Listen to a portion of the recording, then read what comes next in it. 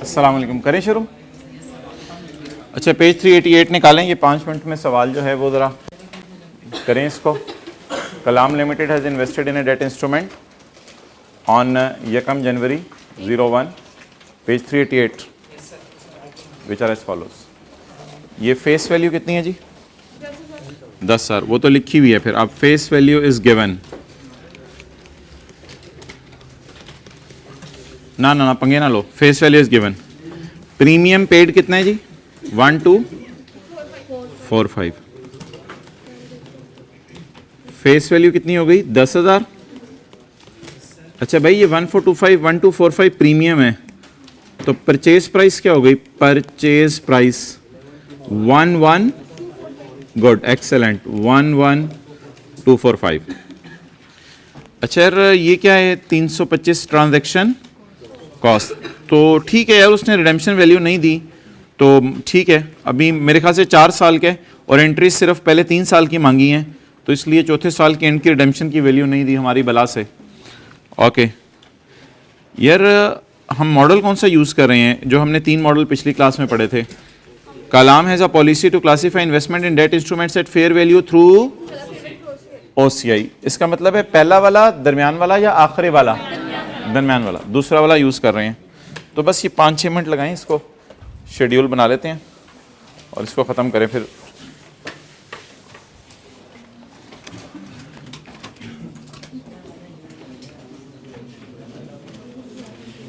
Effective rate कितना है? नहीं, इफेक्टिव रेट 10 तो नहीं होगा। 10 पॉइंट आने दो माय डियर, इनको आने दें, ये याद रखेंगे आपका एहसान। और ये कूपन रेट हो जाएगा 16%, और ये क्या हो जाएगा? बैलेंस। लेकिन मेरे भाई, ये बातें करने वाले भाई, ये कैरिंग अमाउंट आएगी। ये क्या आएगी? Carrying amount. तो अच्छा, वैसे तो मुझे बताएं, मैंने यहाँ 3 कॉलम डालने हैं, लेकिन मुझे बता दें शुरू कहाँ से करते हैं? Purchase price plus transaction cost. Purchase price 11, transaction cost 325।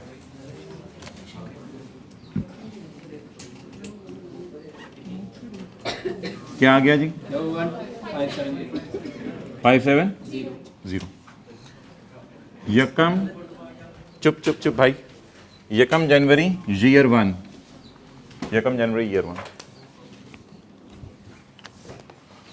चलें जी, इंटरेस्ट निकालें पहले साल का। 31/12। अच्छा, नोट करने की जरूरत नहीं है, इसका सोल्यूशन अवेलेबल है। आप लोग से कैलकुलेशंस करवाओ मुझे और समझो जी। बोलें इंटरेस्ट 1267। अच्छा भाई, कूपन रेट किसके ऊपर निकलते हैं? फेस वैल्यू पे। फेस वैल्यू कितनी? 10,000। 10,000 का 16%।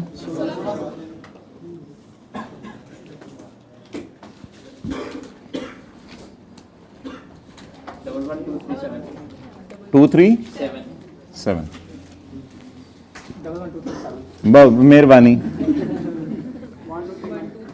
भाई, कैलकुलेटर फाड़ यार, भाई को कैलकुलेटर था। 11237 इंटू 10.95%। उनको वापस कर दें अगर उनका है तो। 130। चलो, कैलकुलेटर नहीं भी है तो समझो कैलकुलेशंस कैसे हो रही हैं। अब कूपन रेट के ऊपर भाई रिवीजन करें यार, ये सर रिवीजन हो रही है। 10,000 पे रेट लगाना है, मेहरबानी।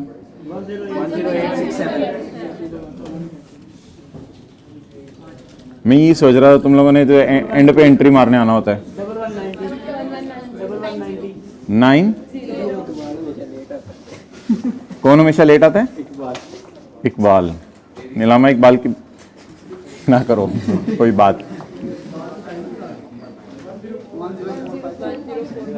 10457।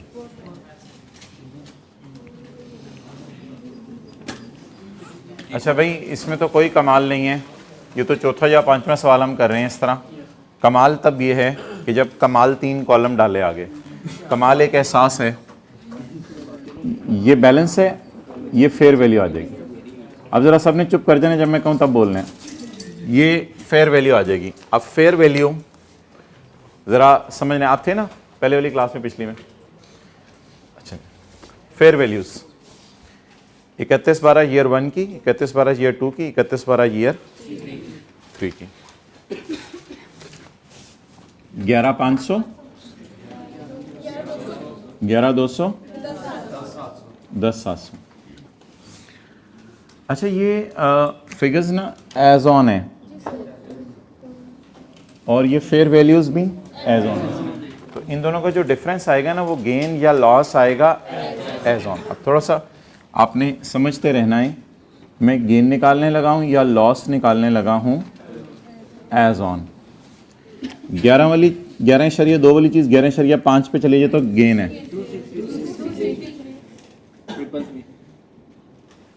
गेन आ गया।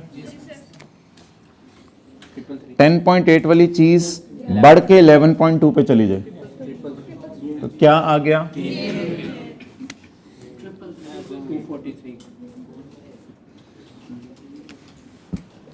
10457 वाली चीज बढ़ के 10700 पे चले जाए, गेन है 240। अब असल स्किल जो है वो आगे इस्तेमाल होनी है, क्योंकि यहां तक तो आपने सिर्फ डिफरेंसेस लिए हैं।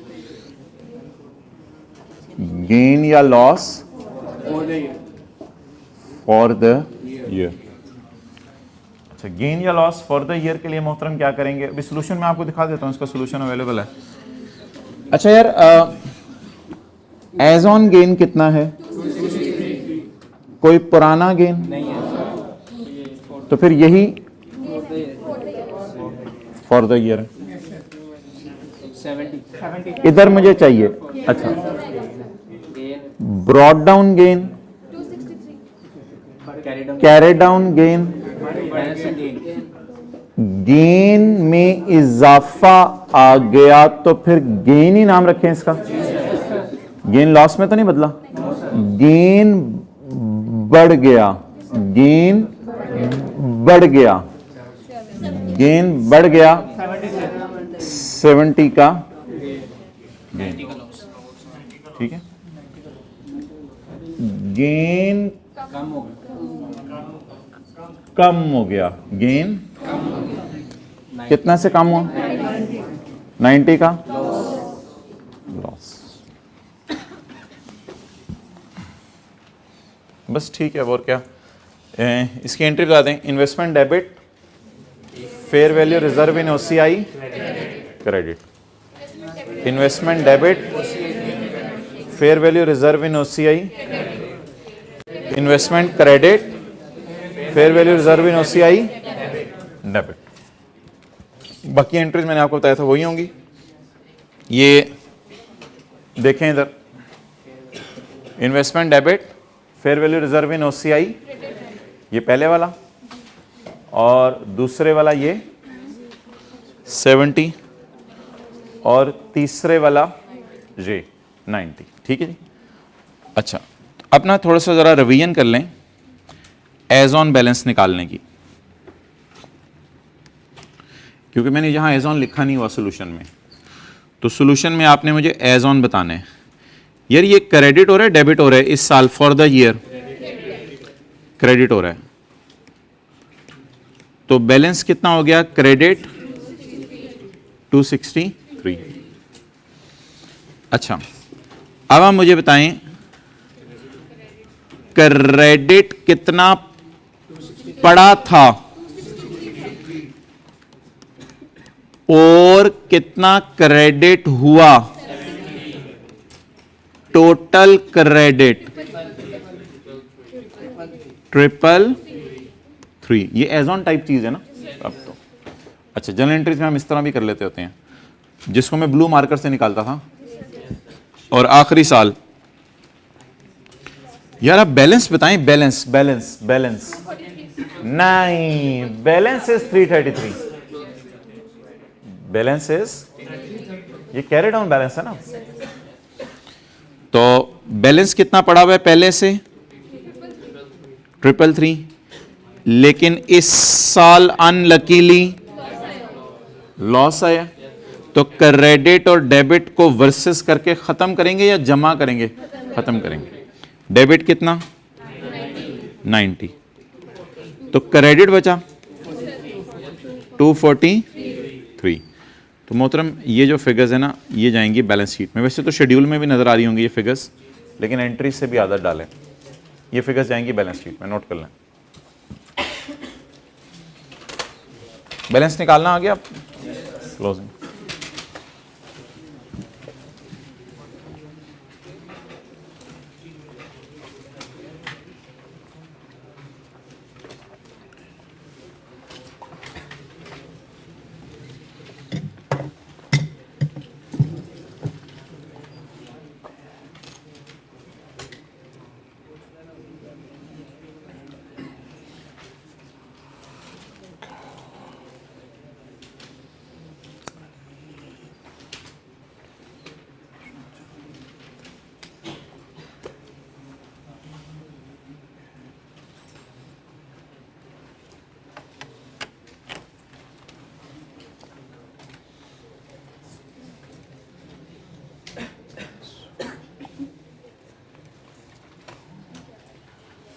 डन? अच्छा, आपने ही मुझे सारा बताना है आज। रिवीजन करें पिछली क्लास वाली बात।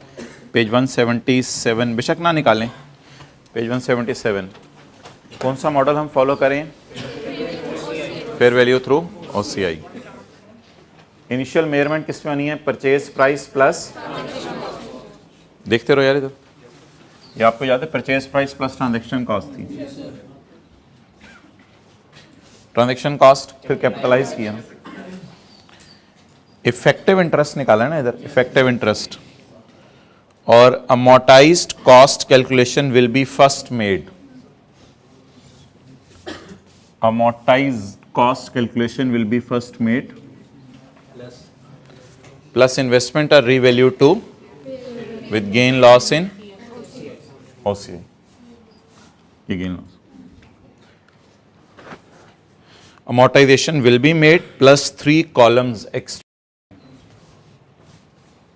चलें जी, तो ये बस कुछ भी नहीं हुआ, एक वो वाली चीज़ रिवाइज हो गई। अब ऐसा करते हैं, मैंने आपको कहा था इसकी रिवीजन करेंगे, fair value through P&L। Amortise cost की तो 2 क्लासें पिछले से लगे हुए हैं हम, अब इसकी रिवीजन करेंगे। क्वेश्चन 22 निकालें।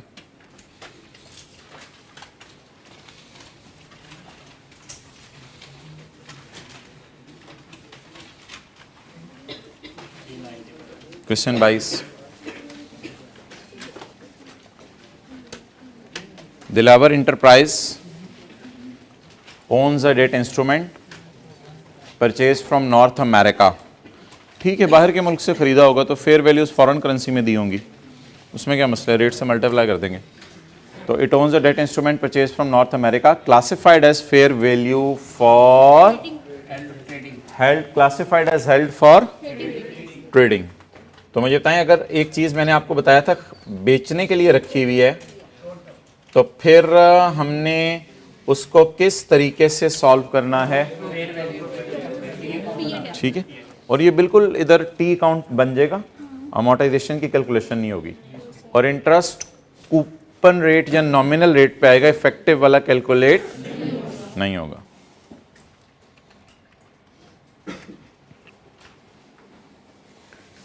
It has a fair value of $5 million as on 30 June 19।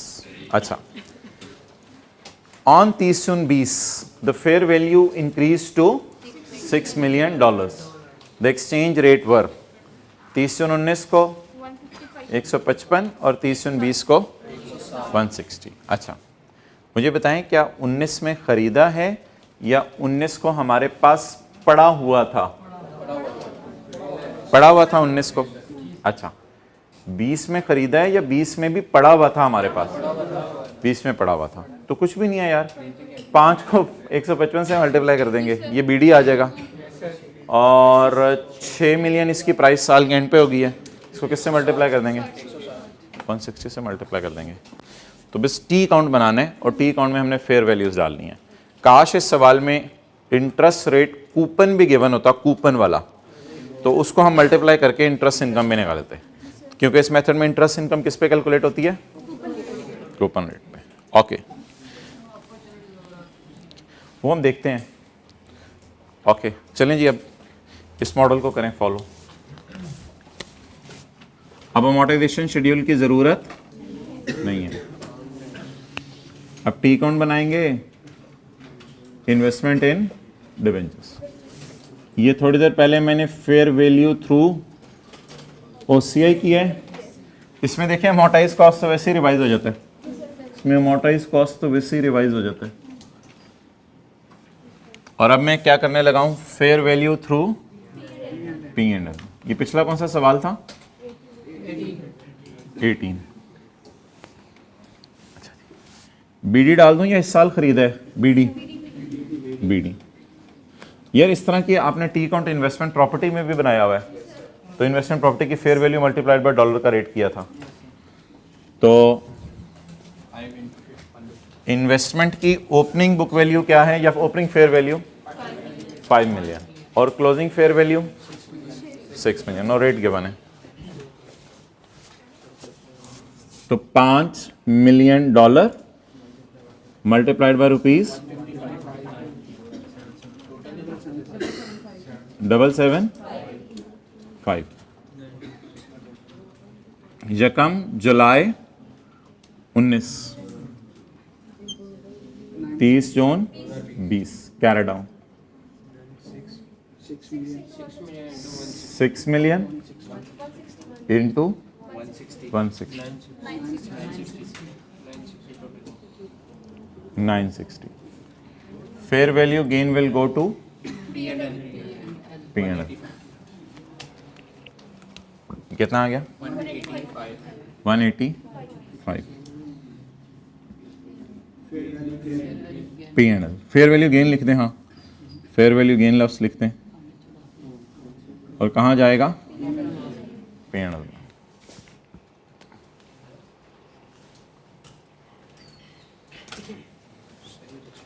Explain the treatment. तो एक्सप्लेनेशन नीचे पढ़ लेते हैं, पहले मैं एंट्रीज कर दूं, उन्हीं को एक्सप्लेन कर देंगे फिर अंग्रेजी में।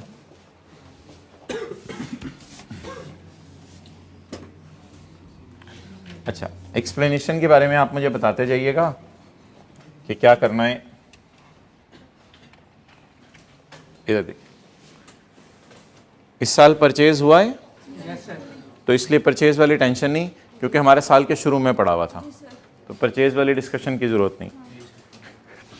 ट्रांजैक्शन कॉस्ट की भी जरूरत नहीं है।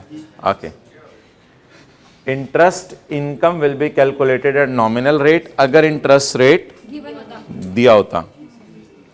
मेजरमेंट एट रिपोर्टिंग डेट हमें बस करनी पड़ी है, वो हमारा वो सवाल वाले का एहसान है कि उसका डेटा दे दिया था। The investments are revalued to with gain loss shown in the investments are carried at latest fair value with gain loss shown in P&L। अच्छा, अब खरीदने की एंट्री क्यों नहीं करनी? इन्वेस्टमेंट डेबिट कैश क्रेडिट इस साल खरीदी नहीं। इस मॉडल में ट्रांजैक्शन कॉस्ट को एक्सपेंस में डालते हैं, क्यों नहीं डालनी? क्योंकि इस साल खरीदा नहीं। हाँ, एक काम कर लें, इस मॉडल के अंदर जो है वो हम 30 जून 20 को जो इंटरेस्ट आते हैं ना, इंटरेस्ट वो ऑटोमेटिकली हो जाते हैं। इंटरेस्ट आते हैं ना, इंटरेस्ट रिकॉर्ड होते हैं कूपन रेट के ऊपर, लेकिन वो सवाल में हमें गिवन, इसलिए बस इसको ऐसे ही लिख देते हैं कूपन रेट के ऊपर। डन। और ये एंट्री करने की जरूरत नहीं, आपके समझाने के लिए कर रहा हूं। तो ये साल के एंड पे जो इंटरेस्ट आएगा उसकी एंट्री हो गई, और अगली एंट्री बोले इन्वेस्टमेंट डेबिट और P&L क्रेडिट या fair value gain in P&L credit 185। तो बस ये एक एंट्री होगी। क्या चीज? वो तो एवरेज रेट होगा, अगर इंटरेस्ट इनकम रिकॉर्ड करनी हुई। इंटरेस्ट इनकम तो एवरेज रेट पे रिकॉर्ड होगी।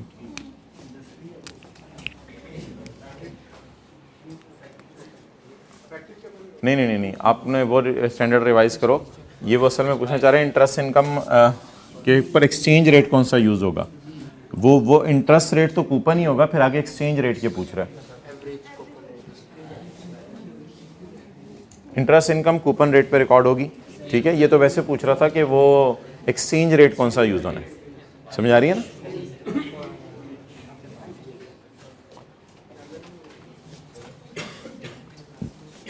उधर ही रखें।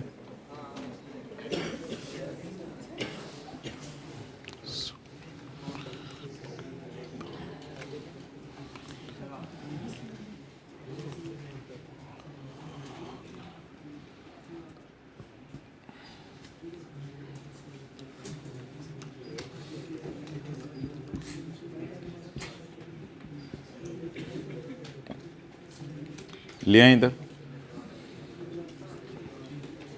The ten instrument is held for trading and will therefore should be carried at fair value through.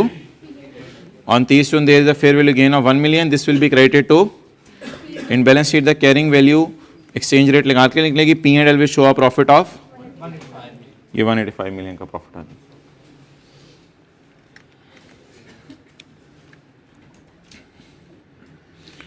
Pass paper का क्वेश्चन 1 2-3 मिनट देख लें, फिर उसको आगे चलते हैं. पास्ट पेपर का क्वेश्चन 1.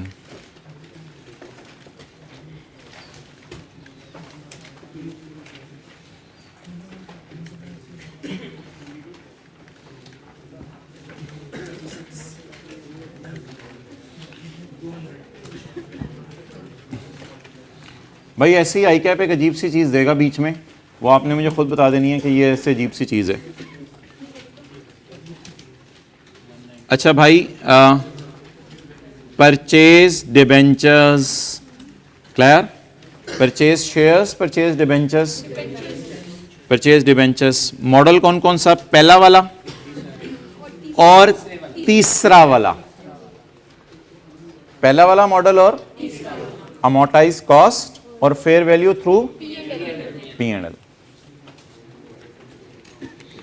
ऑन यकम जुलाई 18 gypsum purchase 5000 debentures issued by Iron Limited at a face value of 100 each.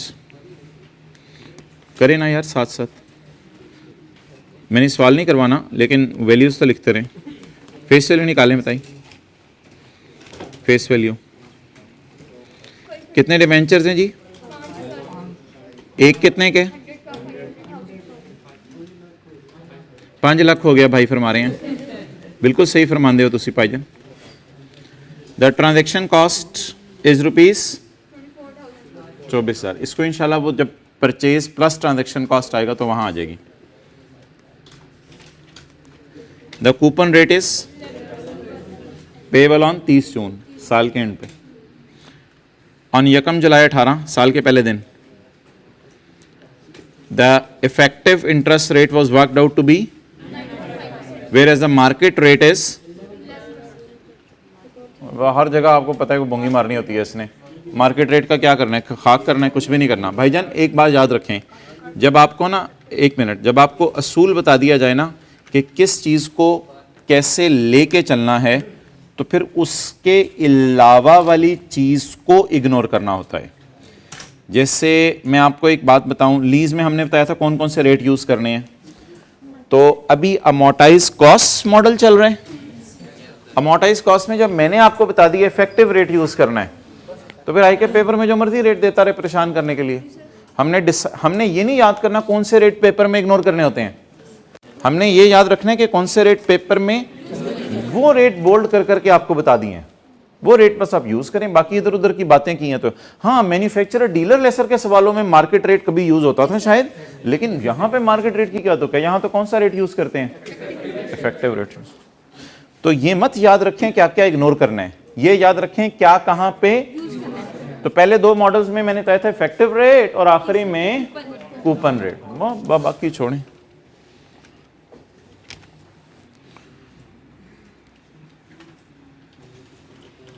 चलें इसको सवाल से काट दें. यार मेरे ख्याल से ना अब डाटा काफी है. Purchased 5000 debentures at par value. Purchased at par value का मतलब बता दें. एक्सेलेंट. परचेज प्राइस भी यही है. रिडेम्पशन वैल्यू दी नहीं उसने, ना दी हो तो अज्यूम कर लेते हैं उसी के बराबर है, लेकिन अभी जरूरत ही नहीं रिडेम्पशन वैल्यू की पड़ेगी क्योंकि पहले साल की एंट्रीज मांगी हैं. अब मेरे ख्याल से वेस्टेज ऑफ टाइम होगी इसको सॉल्व करना। इतना डाटा अमोर्टाइज कॉस्ट के लिए काफी है? प्राइस बताएं जी मुझे, कैसे पता चला फेस वैल्यू ही परचेज प्राइस है? परचेज्ड एट फेस वैल्यू, ऐसा कभी हमने पढ़ा नहीं था वैसे, लेकिन आसान सी बात है, परचेज्ड एट फेस वैल्यू। तो परचेज प्राइस बोलें जी 5 लाख। आप 5 लाख, ये तो आप बनाना ही नहीं ना, ये तो बनाना ही नहीं। अब 5 लाख में क्या डालेंगे? ट्रांजैक्शन कॉस्ट 24,000, और शुरू कहां से करेंगे? 5,24,000 से, या जब होमवर्क में दूंगा आपको सवाल ये वाला। अच्छा आगे चलें, इफेक्टिव रेट भी दिया हुआ है, कूपन रेट भी दिया हुआ है। अब हम फारग करें सवाल, कुछ भी नहीं रह गया। अब बताएं ये वाला टी काउंट बनेगा? ये वाला टी काउंट बना लेते हैं। क्यों बनेगा? तीसरा वाला मॉडल भी मांगे ना उसने।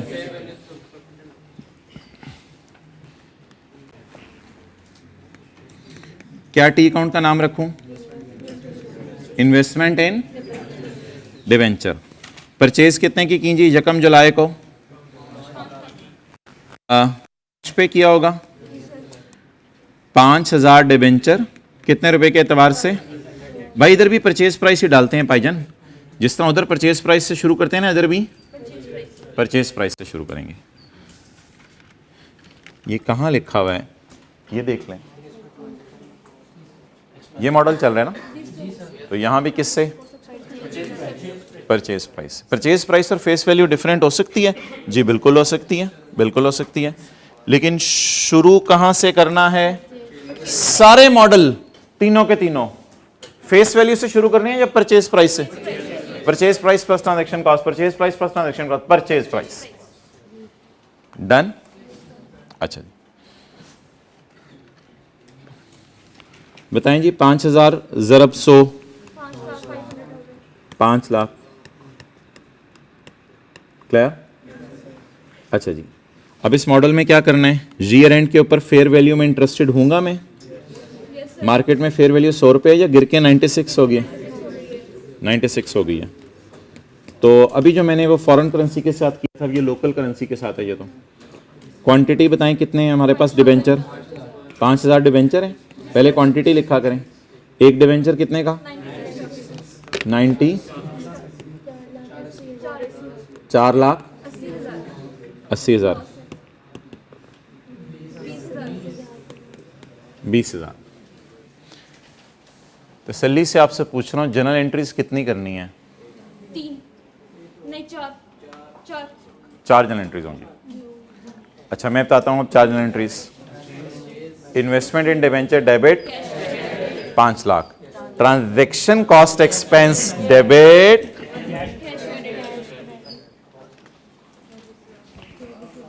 बड़ा आसान है ये स्टैंडर्ड, सिर्फ डब्बा सामने जहन में हो तो।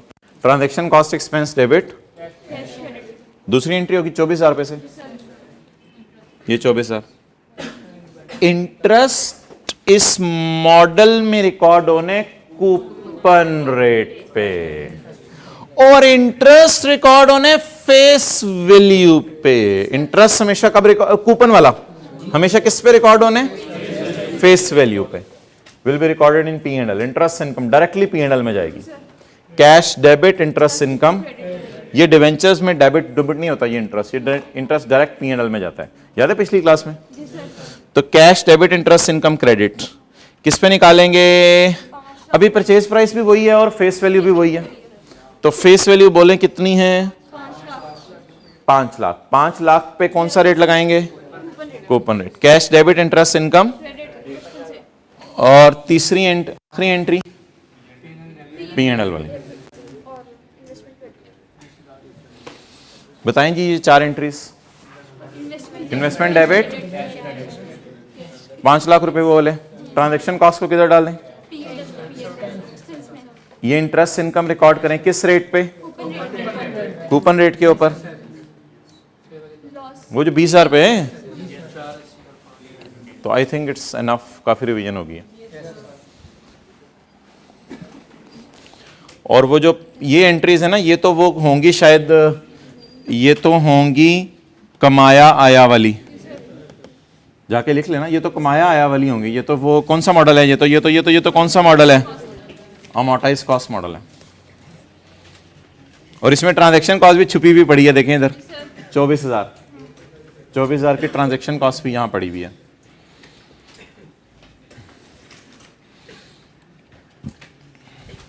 सोल्यूशन तो आप लोग जल्दी ढूंढ लेते हैं किताब में देखें।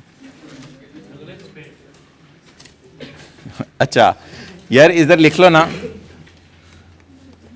कूपन रेट हमेशा एट फेस वैल्यू।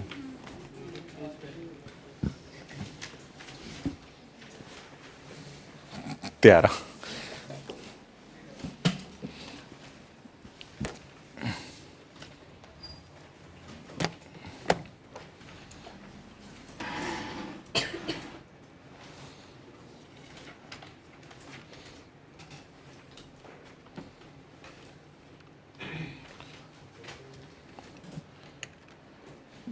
चलें यार, आपको कहाँ घर जाके टाइम मिलना है, टेबल्स को इधर ही याद करें।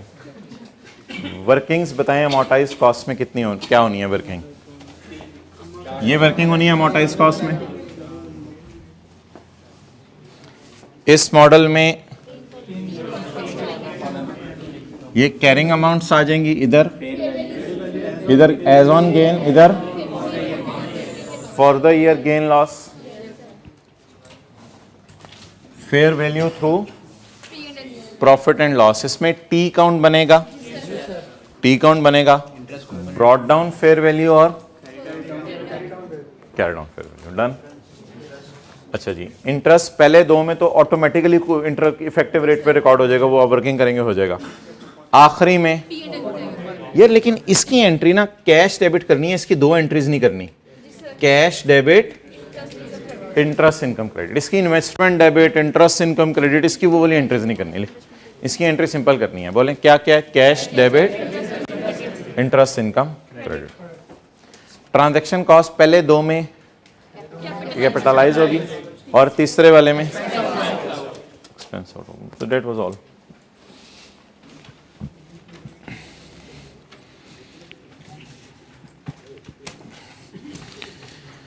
अच्छा भाई, किसी को याद हो पहली क्लास जो अमोर्टाइज कॉस्ट की हमने की थी, इसमें 50,000 वाले डिबेंचर किसी को याद है 51,000 में खरीदे थे। लेकिन पहले मैं एक और बात करता हूँ, पहली जो सबसे पहली क्लास की थी ना, उसमें 50,000 के बदले हमें 6,000 आ रहा था और एंड पे 50,000 आ रहा था। क्लियर? बड़े लाइट मोड पे आज चले। और दूसरा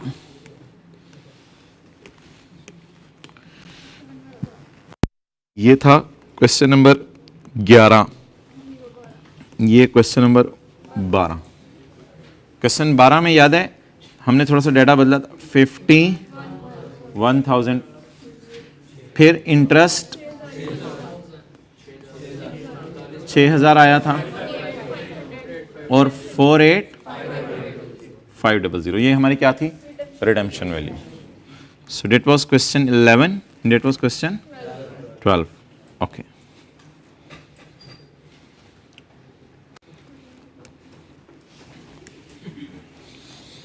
अच्छा,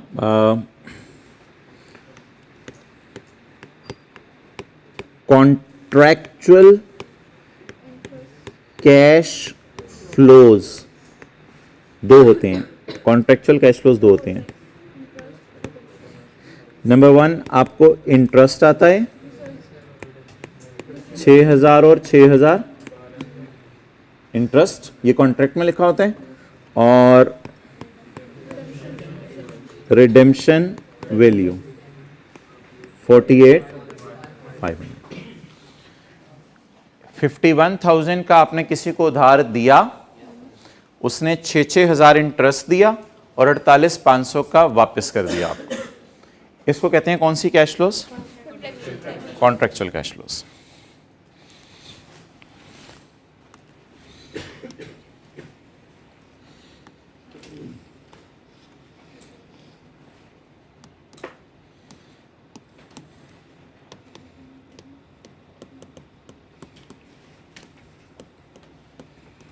बिजनेस मॉडल,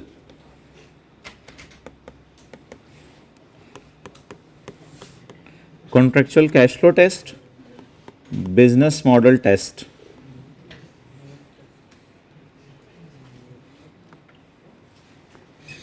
नियत, नियत भाई आपकी दो तीन किस्म की हो सकती है। नियत आपकी हो सकती है कि मैंने सिर्फ होल्ड करना है टिल मैच्योरिटी, मैच्योरिटी इसकी 2 साल बाद है, थोड़ी सी अटेंशन चाहिए। अब मैंने इसे होल्ड करना है 2 साल तक, तो मेरी नियत कितने साल तक होल्ड करनी है कि टिल मैच्योरिटी। तो नियत मेरी 3 किस्म की हो सकती है। नंबर 1 होल्ड, ऐसा बोलें, होल्ड टिल मैच्योरिटी। मैं इसको होल्ड करूंगा till maturity to receive contractual cash flows. एक मेरी ये नियत हो सकती है, I will hold till maturity to receive contractual cash flows. Hold it और may sell if good opportunity arise. अगर अच्छी अपॉर्चुनिटी आ जाए, यानी कि अगर अच्छी कीमत मुझे लग जाए तो मैं फिर इसको बेचने को भी तैयार हूं, if a good opportunity arise. And तीसरी नियत is held for trading, held for trading purpose. Okay, तो कैश फ्लोज क्या आती हैं? नंबर 1 इंटरेस्ट आता है, एंड नंबर 2 48,500 मुझे वापस आ जाएगा। 51 का मैंने लोन दिया है किसी को, 6,000 मुझे इंटरेस्ट आ जाएगा, और 48,500 का क्या वापस आ जाएगा? प्रिंसिपल वापस आ जाएगा। लेकिन वो प्रिंसिपल पूरा वापस नहीं आएगा, डिस्काउंट के बाद कितना वापस आएगा? सिर्फ 48,500। अब भाईजान ये तो बातें अपनी जगह हो गई, कॉन्ट्रैक्चुअल कैश फ्लोज ये अपनी जगह हो गई। अगला सवाल है आपकी नीयत क्या है? अगर आपकी नीयत है इसको 2 साल रखना है टिल मैच्योरिटी, अगर आपकी नीयत है, मैच्योरिटी ना हर डिवेंचर की अलग होती है, और जब आप डिवेंचर परचेज करते हैं तब तय हो जाता है मुआहदा या लोन कितने साल का है। तो लोन 2 साल का है तो मैच्योरिटी 2 साल की होगी। अगर आपका इरादा है इसको मैच्योरिटी तक रखना है और सिर्फ आपने इंटरेस्ट और रिडेम्पशन वैल्यू लेनी है, do not bother about fair value now. अब आप क्या करें? सिर्फ पहला मॉडल इस्तेमाल करें जिसका नाम क्या है? And receive only contractual cash flows. Do not bother about fair value. Fair value को डस्टबिन में फेंके। फेयर वैल्यू से हमें क्या करना? सवाल में गिवन होगी तो उधर से ही फाड़ के डस्टबिन में फेंक देंगे। भाई कह रहे हो अच्छा, और अगर कभी होल्ड करना हो या मे सेल इफा, ये अल्फाज सब आपको पिछली क्लास में बताए हैं, बार बार लिखने का मकसद ये याद हो जाए। होल्ड भी करना है और मे सेल, या सेल भी कर सकता हूं if a good opportunity arise. दोनों नियत है, इंटरेस्ट भी कमाना है, लेकिन अगर अगर अगर अच्छी प्राइस निकल आई तो लालची बंदा हूं, मैंने बेच भी देने हैं, कोई पता नहीं। तो फिर ऐसी सूरत में अगला कॉलम डालें लालची बंदे के लिए क्या? फेयर वैल्यूज, और फिर तो अगले कॉलम डालें। और अगर मेरी नियत क्या है? हेल्ड फॉर ट्रेडिंग, तो ऐसी सूरत के अंदर इंटरेस्ट को फर्क करें, आ गया तो इनकम में डाल देंगे, आ गया तो इनकम में डाल देंगे, cash debit interest income credit. ना आ गया तो इनकम में डाल देंगे। असल में मुझे किस में इंटरेस्ट होगा कि 5 मिलियन वाली चीज 6 मिलियन की हो गई है। I will be interested in fair value. जैसे अभी पास्ट पेपर का सवाल किया था, 100 वाली चीज गिर के 96 पे चली गई थी। क्लियर? ये मैं अभी आपको नोट करने का टाइम दे दूंगा। इसकी बुनियाद पर पेज 176 पर कैश फ्लोज कौन सी आनी होती हैं? 48,500 और 6,000 और 6,000।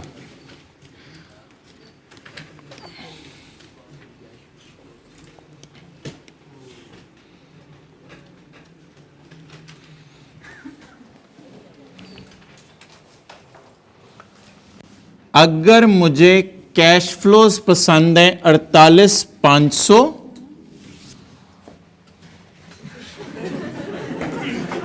अगर मुझे कैश फ्लोज पसंद है 48,500, इधर देखना छोड़, अब 48,500 जमा 6,000 जमा 6,000, तो मेरा cash flow characteristic test pass हो गया। नंबर आ गए पूरे 100/100, तो मेरा cash flow characteristic test pass हो गया। यानी मुझे कैश फ्लोज में इंटरेस्ट है, शौक है मेरा कि मैं प्रिंसिपल वापस लूंगा 48,500 और 6,000 वापस लूंगा। अच्छा, फिर मैं नीयत अपनी पूछूंगा कि मेरी नीयत क्या है। कैश फ्लोज तो मुझे चाहिए, फिर मैं पूछूंगा अपनी नीयत क्या है।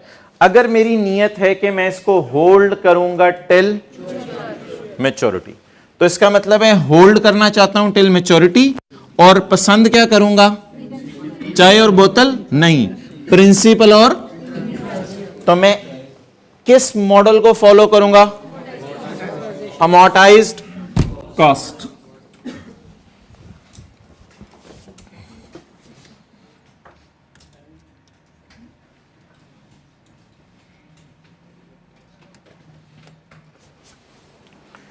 और अगर मैं पसंद करता हूं 48,500 जमा 6,000 और मेरी नीयत में खोट है कि रखना भी चाहता हूं, लेकिन अगर प्राइस लग गई ना तो मेरा पता भी कोई नहीं, तो मैंने उसको बेच भी देना है, फिर क्या मैं इंटरेस्टेड होऊंगा फेयर वैल्यू में, लेकिन इंटरेस्ट भी रिकॉर्ड करना है इफेक्टिव रेट के ऊपर। तो फिर मैं इनको किस पे रखूंगा, फेयर वैल्यू थ्रू ओसीआई। चलो भाई, ओके।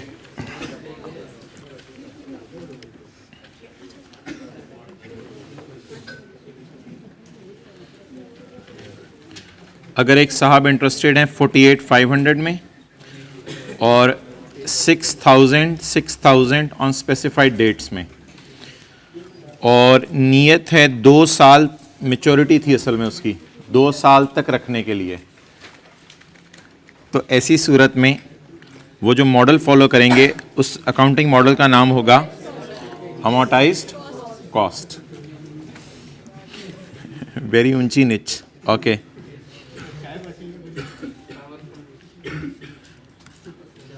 भाईजन बस होर नहीं खंगना।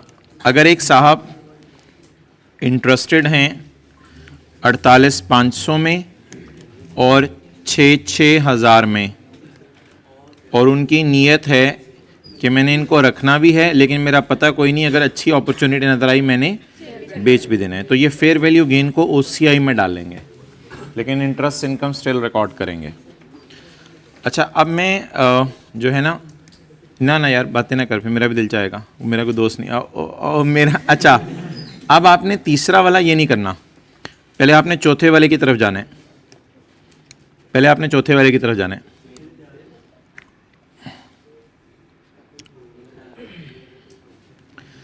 अगर एक साहब कहते हैं मुझे नहीं चाहिए 48,500, मुझे नहीं चाहिए 6,000,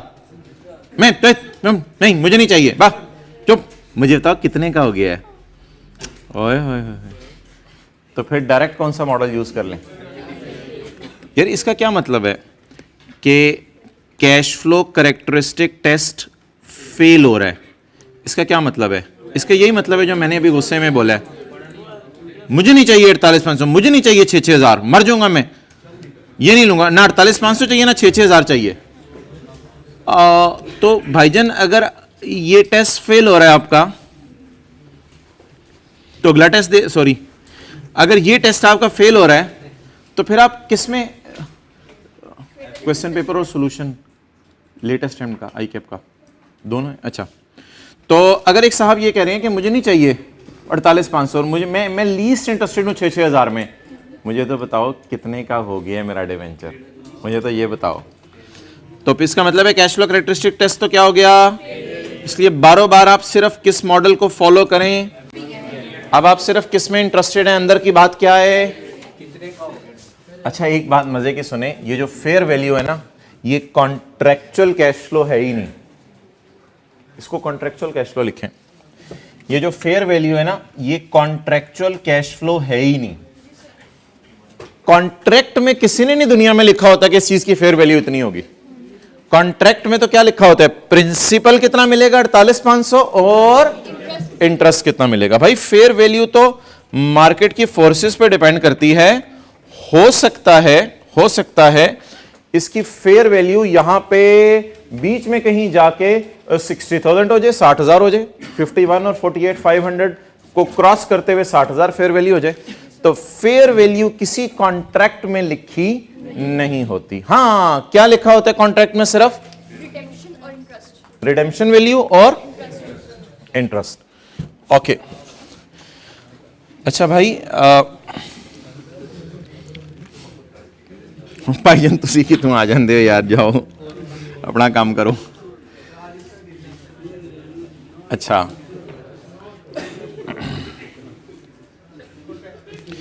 ये पेज 388 के ऊपर ये जो मैंने क्वेश्चन किया था, इसमें आपने मुझे बताना है कि कॉन्ट्रैक्चुअल कैश फ्लोज क्या होंगी। कॉन्ट्रैक्चुअल कैश फ्लोज, ऐसे ही जरा मैं लिख रहा हूं, कॉन्ट्रैक्चुअल कैश फ्लोज। एक तो इंटरेस्ट होगा, वो इंटरेस्ट हमने निकाला था पिछली क्लास में 10,000 पे, 10,000 पे 8%, 800 4 साल तक आएगा, क्योंकि ये 4 साल का है। ये कॉन्ट्रैक्चुअल कैश फ्लो है।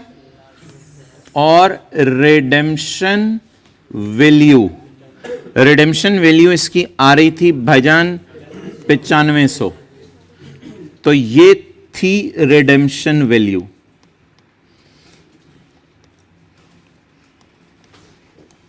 ये जो मैंने ब्रैकेट में ले लिया, ये क्या है? Contractual cash flow.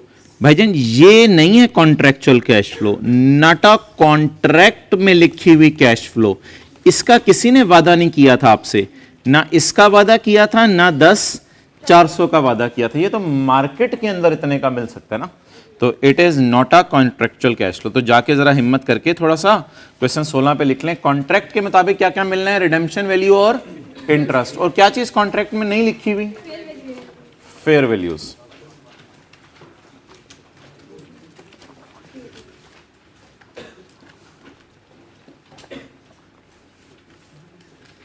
तो प्रिंसिपल और इंटरेस्ट कॉन्ट्रैक्चुअल कैश फ्लो है, और फेयर वैल्यू कॉन्ट्रैक्ट में लिखी हुई कैश फ्लो नहीं है।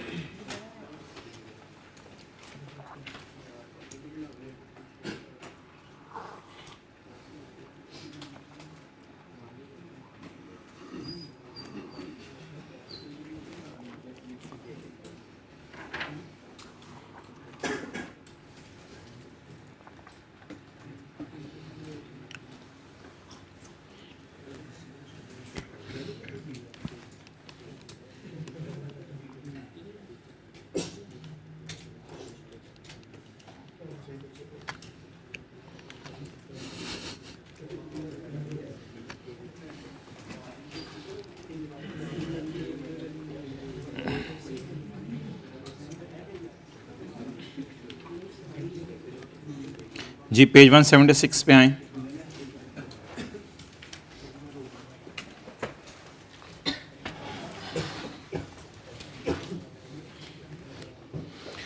अब मैंने आपसे 4 बंदों की बात करनी है, 4 बंदों की। अगर एक साहब कहते हैं मुझे 48,500 चाहिए और 6,600 चाहिए और 2 साल मैच्योरिटी है हमारे लोन की, तो मैं 2 साल तक इसको अपने पास रखूंगा, तो इसका क्या मतलब है? ये कौन सा मॉडल फॉलो करें? Amortise cost. अगर एक साहब कहते हैं कि मुझे 48,500 भी चाहिए, 6,600 भी चाहिए, और अगर अच्छी प्राइस निकली तो मेरा पता कोई नहीं, मैंने चीज बेच भी देनी है, तो कौन सा model? Fair value through OCI, contractual cash flows. अच्छा, अगर एक साहब कहते हैं मुझे 48,500 और 6,600 में कोई शौक नहीं है, तो ये कौन सा मॉडल फॉलो करेंगे? Fair value through profit and loss. अगर इनको कॉन्ट्रैक्चुअल कैश फ्लो नहीं चाहिए तो फिर इनको क्या चाहिए? सिर्फ फेयर वैल्यू का गेन चाहिए इनको। और ये चौथे साहब की बात मैंने आपसे नहीं की, स्टैंडर्ड कहता है ये लोग झूठ बोल रहे हैं। चौथा ये जो बंदा है दरमियान में था, ये जो दरमियान वाला था, इसकी मैंने आपसे बात नहीं की। एक बंदा अजीब सा निकला, कहता है मुझे 48,500 भी चाहिए, 6,600 भी चाहिए, लेकिन मैंने डिबेंचर लिए हुए हैं बेचने के लिए। स्टैंडर्ड कहते हैं ये झूठ बोल रहा है, इसको ये प्रिंसिपल इंटरेस्ट वगैरह कोई नहीं चाहिए, ये असल में बेचने के लिए ही खरीदे हुए हैं इसने, तो इसका गेन आप कहां ले जाओ, P&L के अंदर ले जाओ। ठीक है, तो ये तीसरा बंदा मैंने बीच में अपनी तरफ से भी डाला है। पहले 3 बंदे मैंने आपको बता दिए थे। तो इट इज ऑल, ये अब बात हमारी कंप्लीट होगी। ये बात मैं जरा दोबारा कर दूं, जो बंदा कहते हैं मुझे 48,500 भी चाहिए और साथ साथ मुझे जो है वो 6-6 हज़ार भी चाहिए, लेकिन मैं डिबेंचर जो है वो खरीद रहा हूं इसलिए कि मैं बेचूंगा, मेरी नीयत बेचने की है, तो भाईजान आप कूड़ मार रहे हैं, आप झूठ बोल रहे हैं, आप कोई नहीं इसके अंदर इंटरेस्टेड। आप अपने इन्वेस्टमेंट्स को किस पे रखें और इसमें आप टी अकाउंट बनाएंगे, इसमें आप टी अकाउंट बनाएंगे, opening fair value closing fair value का डिफरेंस निकल आएगा।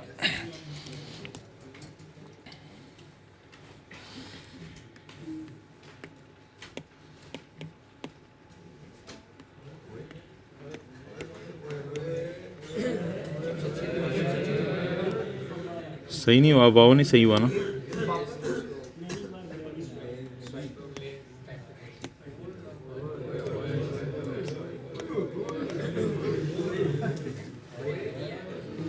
नहीं, आप इसको ऐसे ना करें ना, ऐसे कर लेते हैं।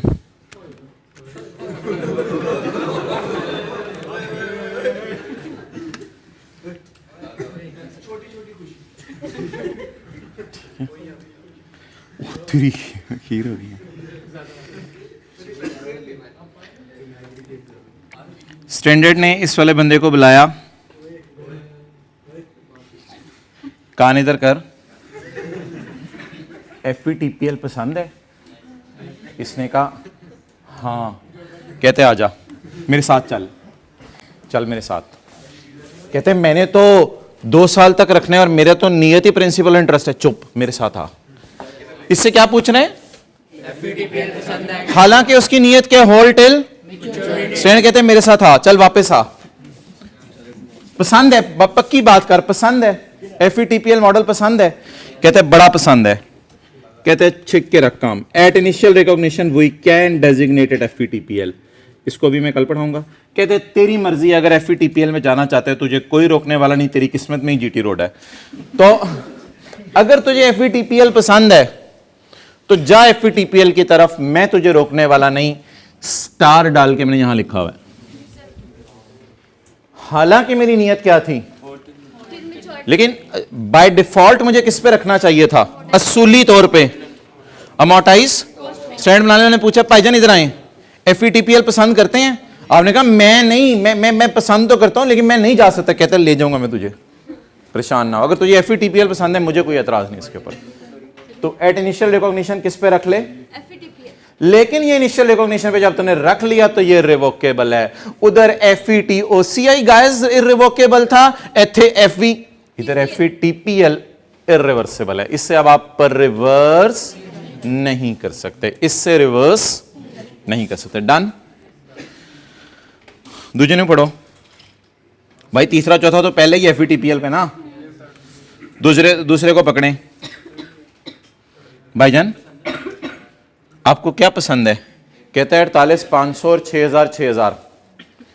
अच्छा क्यों आपने ये रखे हुए हैं? कहते हैं मैं तो इनको होल्ड करना है काफ़ी ज़्यादा अरसा, और बीच में अगर कोई अच्छी प्राइस निकल आई तो मैं इनको बेच दूंगा, इसलिए मैं FVTOCI पे ही रखता हूँ। इस तरह कहते, स्टैंडर्ड कहते हैं नहीं, इधर आ, FVTPL पसंद है?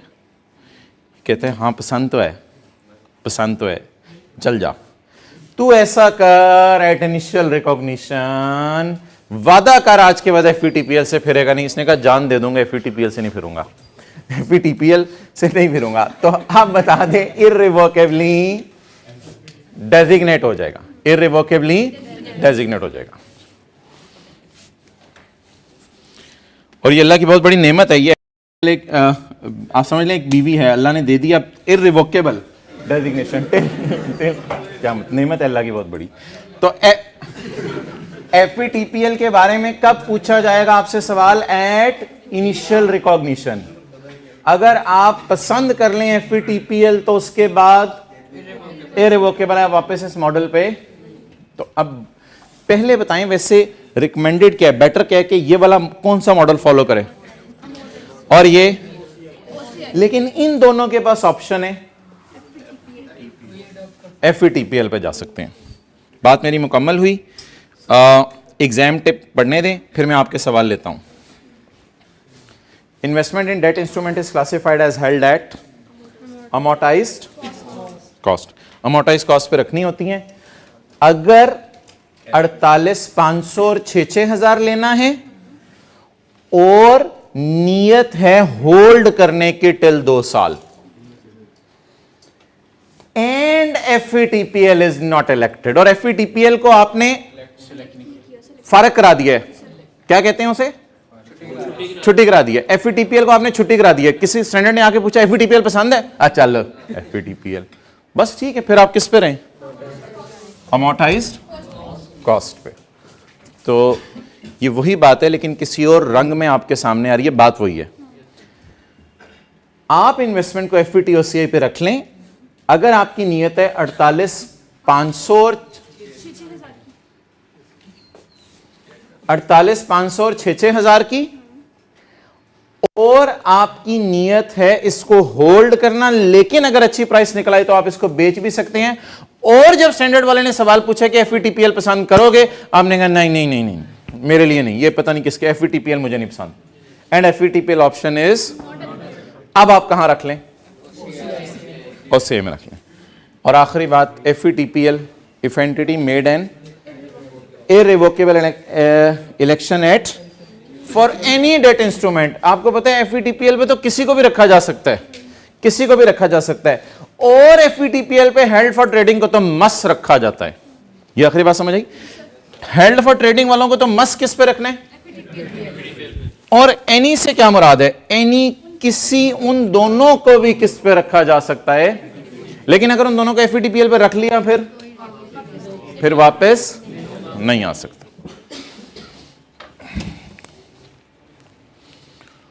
तो अगेन यार, यहां पर 2 रास्ते अवेलेबल हैं। अगर आपको, अब आपने बताते रहने, अगर आप इस कैटेगरी से बिलोंग कर रहे हैं तो आपके लिए अमोर्टाइज कॉस्ट का रास्ता है, लेकिन अगर आप FVTPL ऑप्शन की तरफ जाना चाहते हैं तो इर्रिवोकेबली चले जाएं। अगर आप इस रास्ते पे पड़ गए हैं तो अब आपके पास FVTOCI ही अडॉप्ट करना है, लेकिन अगर आप इनिशियल रिकॉग्निशन पे डिसाइड कर लें कि मैं FVTPL पे जाना चाहता हूं, yes you can go, no problem. और FVTPL पे जाने का मतलब है फिर फुल फ्लैज FVTPL पे जाना, फिर आप कूपन रेट के ऊपर इंटरेस्ट रिकॉर्ड कर रहे होंगे, फिर आप फेयर वैल्यूज के अंदर इंटरेस्टेड होंगे, फेयर वैल्यू का गेन P&L में लेके जा रहे होंगे। अगर आप इन दोनों मॉडल्स में किसकी तरफ स्विच करना पसंद करते हैं, FVTPL की तरफ, और तीसरा मॉडल तो है ही ऑलरेडी FVTPL। अच्छा, अब यार ये थ्योरी के कॉन्सेप्ट हैं छोटे छोटे, इनको हम अब ज़्यादा बॉदर नहीं करेंगे, अगली क्लास में आएंगे, इनको रिवाइज करके कुछ MCQs पढ़ के देख लेंगे। यहाँ तक बात जो है वो मुकम्मल हो गई है। हाँ, फिर FVTPL पे जब आप FVTPL पे आ गए तो फिर उधर T अकाउंट ही बनेगा और कुछ नहीं होगा। क्वेश्चन 16 की रिक्वायरमेंट पढ़ें। क्वेश्चन 16 की रिक्वायरमेंट, ये आपका बेसिक क्वेश्चन है जो तीनों कैटेगरीज को डिस्कस करता है।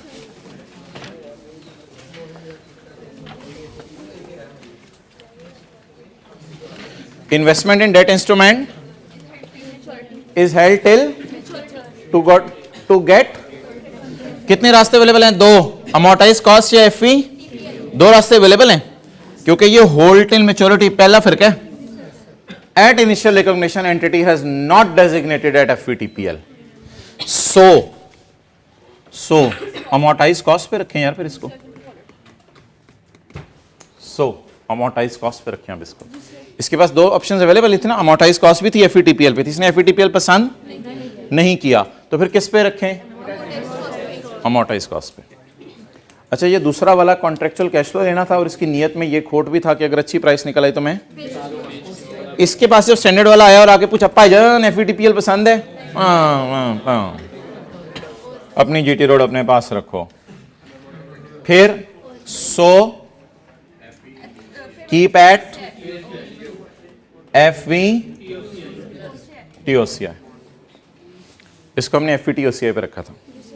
अच्छा, ICAP को जो सवाल आया था उसने तो नियत नूत के चक्कर में डाला नहीं था, उसने तो रिक्वायरमेंट में बता दिया था कि ये मॉडल फॉलो करो, लेकिन नियत के चक्कर में भी डाल सकते हैं ना। और इन्वेस्टमेंट इसमें तो कोई मसला ही नहीं, ये तो बाय डिफॉल्ट किस पे रखनी है, जो बेचने के लिए, FVTPL पे। क्लियर? अब वो आपने नोट करना है, कर लें 2-3 मिनट में, इट्स अप टू यू। हाँ, अब इनका सवाल सुने। अगर क्वेश्चन साइलेंट है और हम 48,500 और 6,000 में इंटरेस्टेड हैं और हमारी नीयत है टिल मैच्योरिटी होल्ड करने की, यार इसको बिजनेस मॉडल कहते हैं, हमारी नीयत है टिल मैच्योरिटी की। अब सवाल साइलेंट है, आप बता दें 2 रास्ते अवेलेबल हैं, या तो अमोर्टाइज कॉस्ट या FVTPL। अब अगर आते हैं थ्योरी का सवाल, तो फिर तो आप डिस्कशन करें सारी कि कॉन्ट्रेक्चुअल कैश फ्लो टेस्ट भी है, बिजनेस मॉडल टेस्ट भी है, इसलिए हम इसको अमोर्टाइज कॉस्ट पे रखेंगे। लेकिन अगर FVTPL पे इररिवोकेबली रख लें तो वो भी एक्सेप्टेबल है। लेकिन जब अमोर्टाइज कॉस्ट पे रखेंगे तो फिर purchase price plus transaction cost पे रखेंगे, और FVTPL पे रखेंगे तो परचेज प्राइस पे रखेंगे और ट्रांजैक्शन कॉस्ट को किस में डालेंगे, एक्सपेंस में डालेंगे। और अगर न्यूमेरिकल है और न्यूमेरिकल में ज्यादा नंबर आपको लग रहे हैं, फिर भी दोनों तरीके से सॉल्व कर सकते हैं। और अगर न्यूमेरिकल में कम नंबर है तो फिर तो मेरे ख्याल से अमोर्टाइज कॉस्ट इधर बेहतर होगा, held till maturity amortise cost ही कर दीजिएगा, फिर FVTPL पे क्यों लेके जाना। हाँ, ये मैंने कहा था, अगर आप if you want to take a picture you can. Contractual cash flow test का आज के बाद मतलब क्या लेना है, 48,500 और 6,000। उसके बाद नीयत आपकी कुछ भी हो सकती है। भाईजान कितनी देर से आ रहे हो, फाइनेंशियल लायबिलिटी शुरू करावा? अच्छा,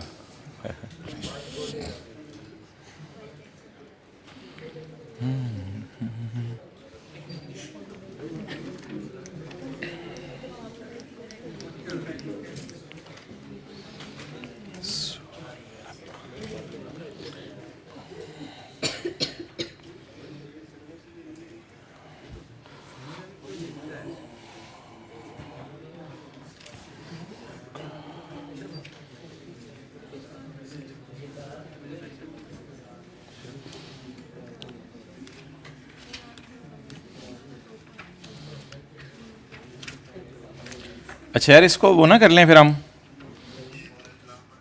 जी बिल्कुल, माशाल्लाह जी माशाल्लाह। इसको ट्रेन, क्योंकि अमोर्टाइज कॉस्ट तो शेयर्स में था ही नहीं, इसको मोटरवे, याद है उधर मोटरवे नाम रखा था इसका, और इसको GT रोड। तो अगर आप ट्रेन वाले मॉडल में फॉल कर रहे हैं तो आपका दिल चाहे तो GT रोड पे भी जा सकते हैं। उधर याद है FVTOCI का नाम मोटरवे रखा था और FVTPL का नाम GT रोड। तो अगर आप ट्रेन वाले मॉडल पे हैं तो आपके पास ऑप्शन है कि GT रोड पे भी जा सकते हैं, लेकिन जब GT रोड पे चढ़ गए तो चढ़ गए वापसी नहीं है, इररिवोकेबली। और दूसरी ऑप्शन क्या है जी? नहीं, ऑप्शन नहीं, दूसरी बात यह है कि अगर आपकी नीयत है बीच में बेचने की, तो फिर आपके पास मोटरवे वाली यानी FVTOCI, फिर FVTOCI आपके पास अवेलेबल है। लेकिन अगर आपका दिल चाहता है GT रोड, दाएं बाएं नजर आती हैं दुकानें, तो अगर दिल चाहता है GT रोड पे चढ़ गए तो चढ़ गए वापसी कोई नहीं। और अगर आपकी वैसे ही GT रोड वाला प्रोग्राम है आपका, तो फिर तो GT रोड पे छिक के रखें।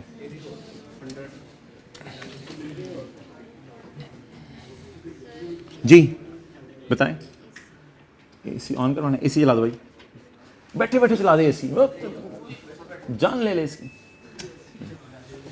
ओके,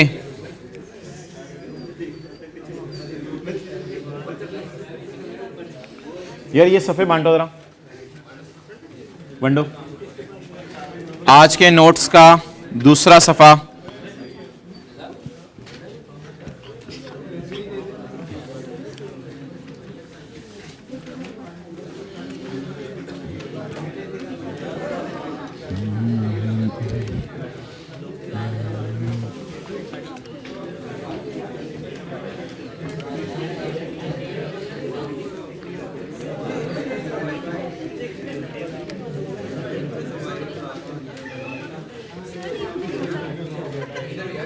ये भी यूज़ नहीं शायद बिना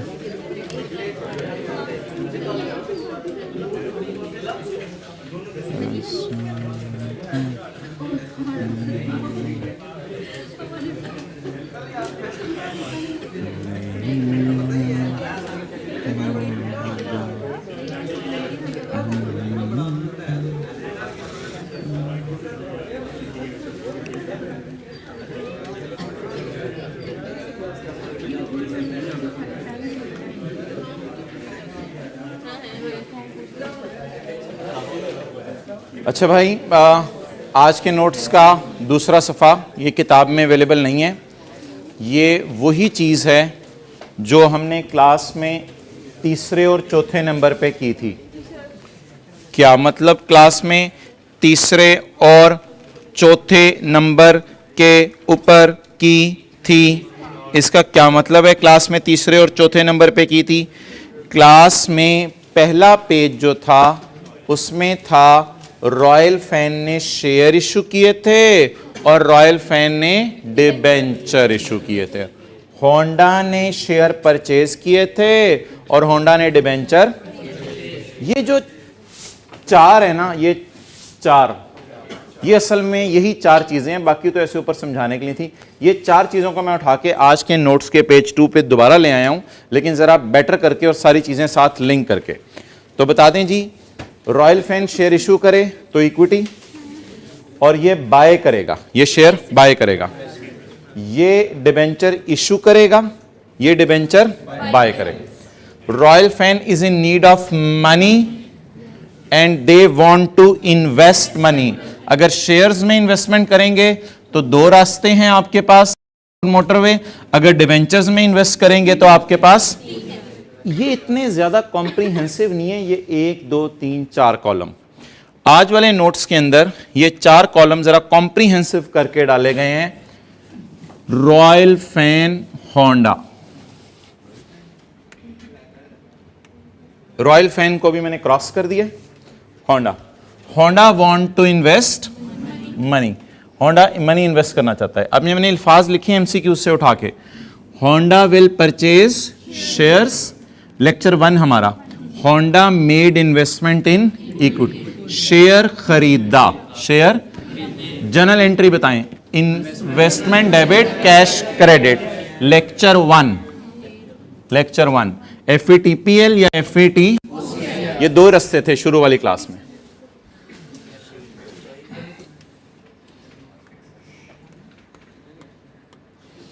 अच्छा, और जो लेक्चर 2 और 3 है, बल्कि आज भी उसी पे लगे हुए हैं उस वक्त के, लेक्चर 2 और 3, Honda purchase debenture, Honda purchase loan notes, Honda made investment इन। होंडा से पूछेंगे होल्ड करने हैं, होल्ड और सेल करने हैं या ट्रेडिंग के लिए। डिपेंड करेगा अमोर्टाइज कॉस्ट पे आने या FVTOCI पे आने या, तो किताब का वो जो पेज 176 और 177 अभी बार बार हम खोल रहे थे। पहली एंट्री क्या होती है? Investment in debenture debit cash credit. तो ये हमारा लेक्चर 1 था और ये लेक्चर 2 एंड 3 था। आज 4 हो रहा है।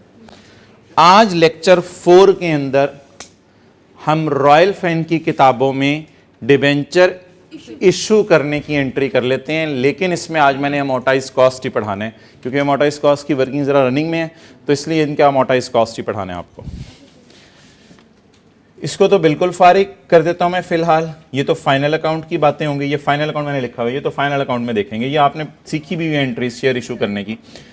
अब जी हमारी डिस्कशन आज की इस कैटेगरी के ऊपर है। ये कैटेगरी क्या है? Royal fan is in, it has not decided to issue shares, it has decided to issue debentures. तो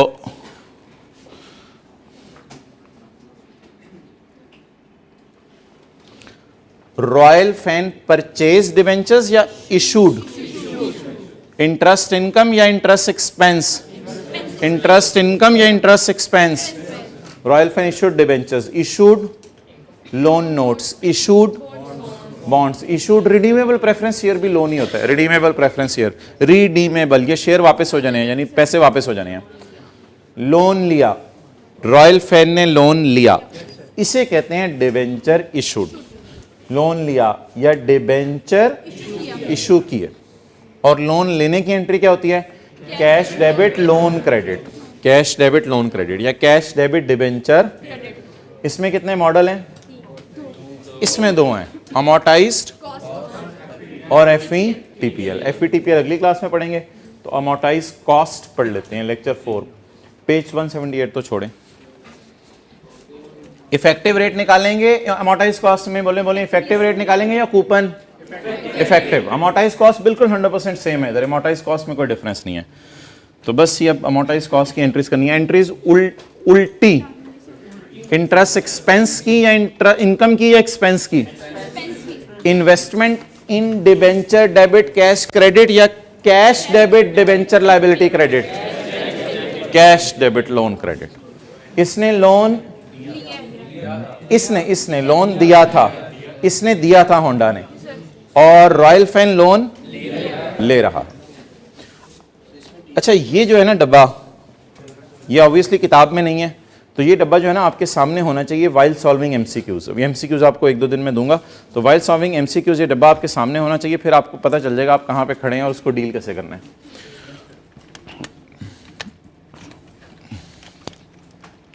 ओए होए, IFRS 15 खुल गए, handset, over time, point.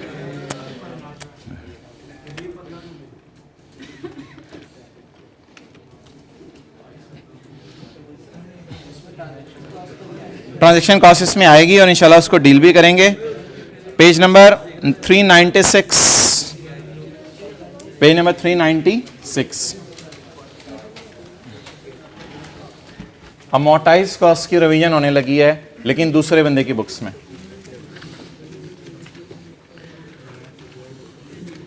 Bottle limited, ढक्कन लिमिटेड? भाईजान बॉटल लिमिटेड, प्लीज बाहर आ जाएं। बॉटल लिमिटेड इशूड या परचेज्ड?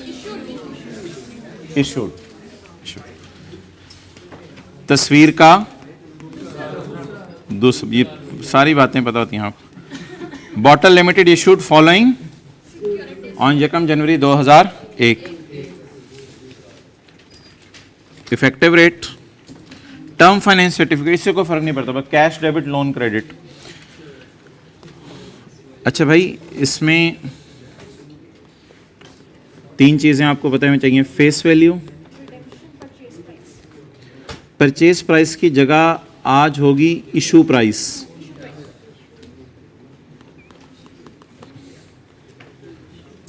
परचेज प्राइस की जगह issue price.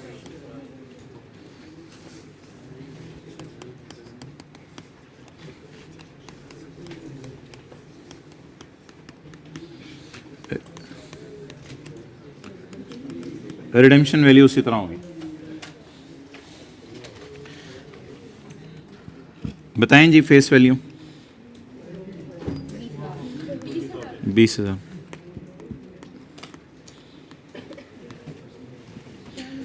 Issued at discount of 10%। अच्छा यार, चाहे लोन है लिया, चाहे लोन दिया, चाहे डिबेंचर परचेज करने वाला सिनेरियो है, चाहे इशू करने वाला सिनेरियो है, चाहे परचेज प्राइस या इशू प्राइस निकल रही है, चाहे रिडेम्पशन प्राइस निकल रही है, डिस्काउंट माइनस हुआ करेगा, प्रीमियम ऐड हुआ करेगा। बस इसमें कोई रूल में डिफरेंस नहीं है। डिस्काउंट हमेशा माइनस हुआ करेगा और प्रीमियम ऐड हुआ करेगा। बस डिस्काउंट है तो माइनस करें। कितना डिस्काउंट है? 20,000 माइनस 10% ऑफ 20,000। यार इसका ये भी एक तरीका होता है, 20,000 ضرب 90%। 20,000 ضرب 90%, 20,000 माइनस 10% और 20,000 18,000।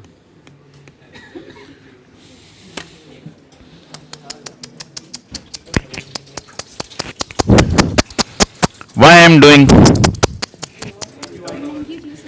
हमेशा हमारे साथ ही ऐसा होता है, उधार मांगा 20,000, लोगों ने दिया 18। मांगा कितना, मिला कितना, मांगा उधार कितना 20,000, मिला सिर्फ कितना 18,000, 2,000 तो इधर ठुक गया। अच्छा, coupon rate is 5%, no transaction cost has been incurred, मेहरबानी। अच्छा, TFs will be redeemed after on 31 दिसंबर 2002 at a premium of, premium हमेशा ऐड होता है फेस वैल्यू में। 20,000 जमा 10% ऑफ 20,000, बिल्कुल बिल्कुल। Interest will be paid annually in,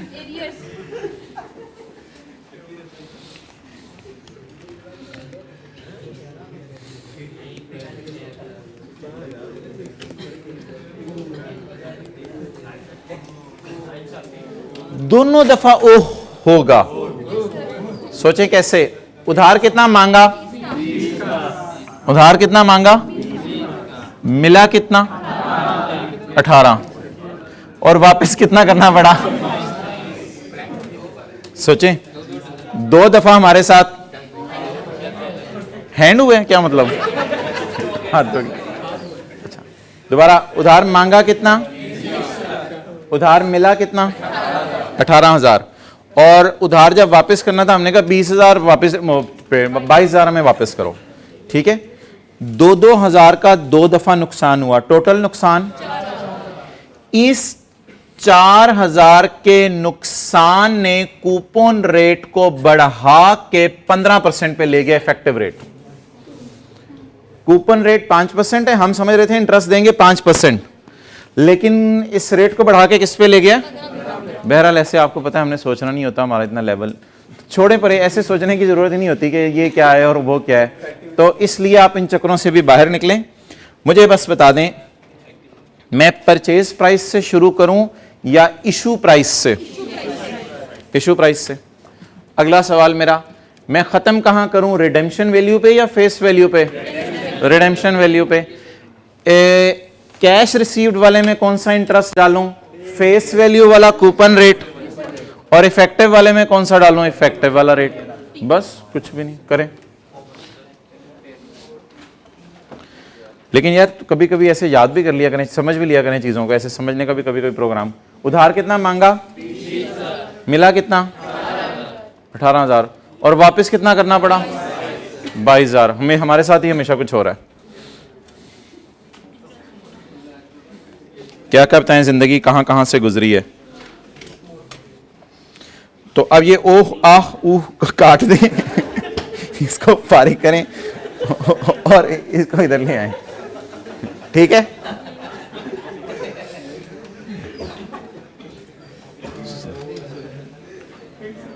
चलेंगे, लेट्स स्टार्ट। ये बना तो हुआ है फॉर्मेट, इसी को यूज कर लेते हैं। उधर ही रखो यार।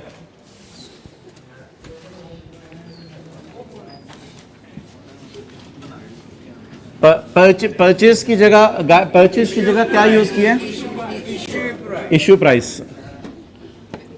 अंग्रेज बनने की जरूरत नहीं, वैसे परचेज की जगह क्या हुआ है।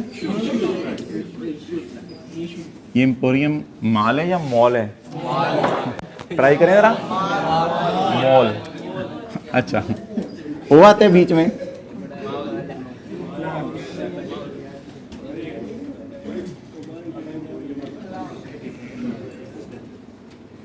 भाई ये कुछ 1.5-2 महीना जो भी रह गया ना, बस इसमें बस मॉल मूल छोड़ें। 15.8507%, 0 7।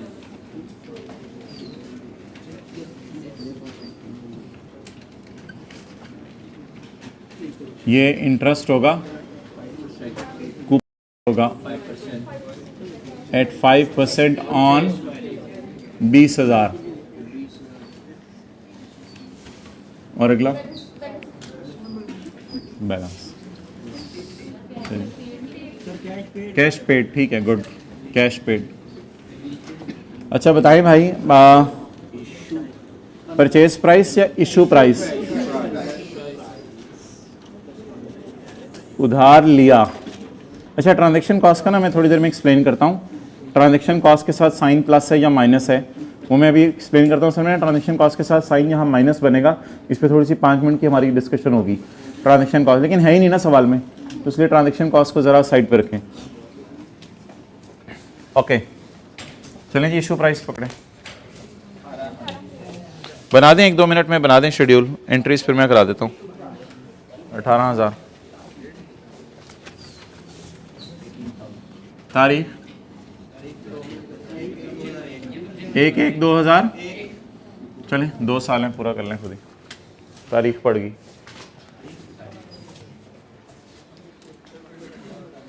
उधर वाइट बोर्ड की तरफ रखें, असल में ये बच्चों के पास किताब होगी घर में।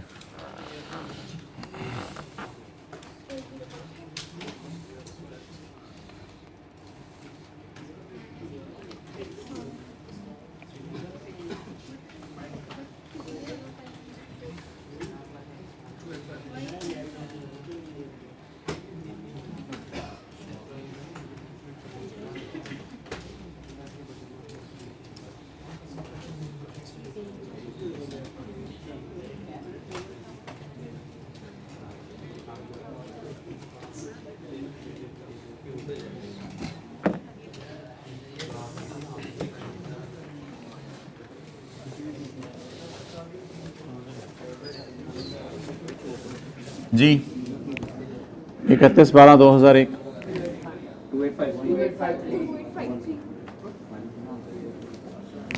20,000 ज़रा 5%, बाकी सारा उसी तरह चलना है।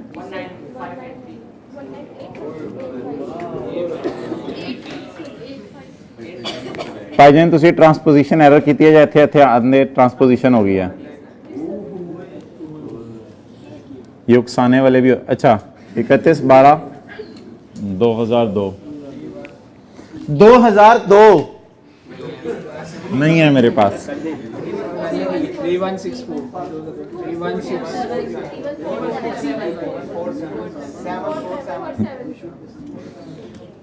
3147 भाई तुसी कैलकुलेटर पढ़िया थे? Hold the calculator till maturity. अच्छा इधर 1,000 तो भाई इंटरेस्ट आएगा, लेकिन असल में ना ये दूसरे साल पे एंड करना होता है, तो इसलिए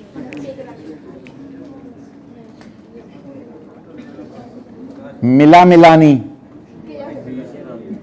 गया, इंटरेस्ट गया और उधार भी वापस गया। Redemption value 22।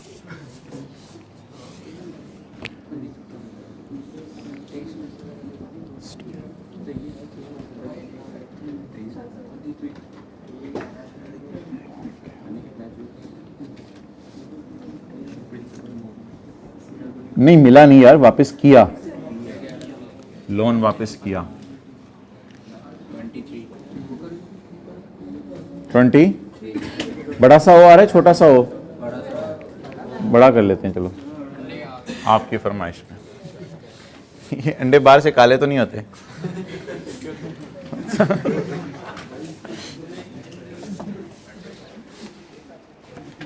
उधर ही रखें।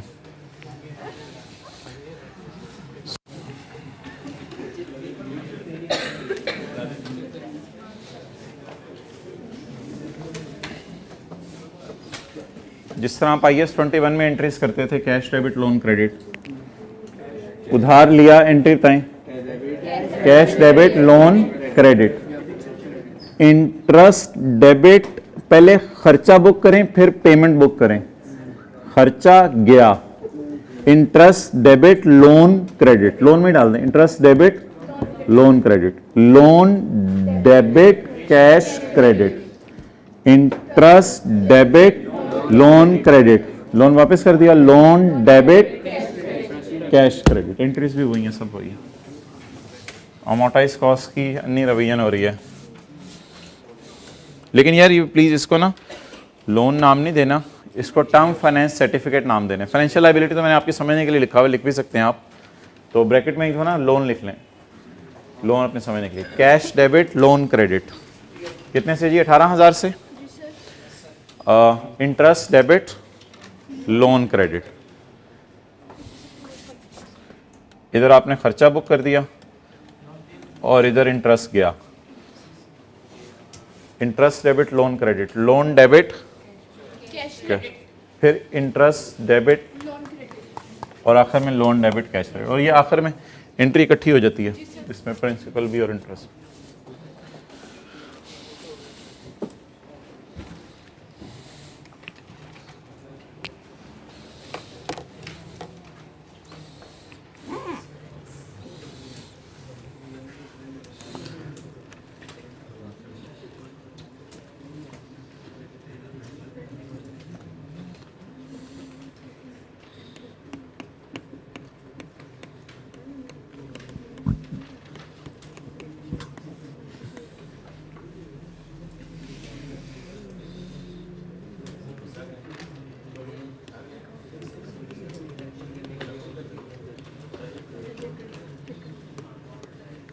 रॉयल फैन ने 200 रुपया लोन लिया, क्या एंट्री होगी? Cash debit loan credit.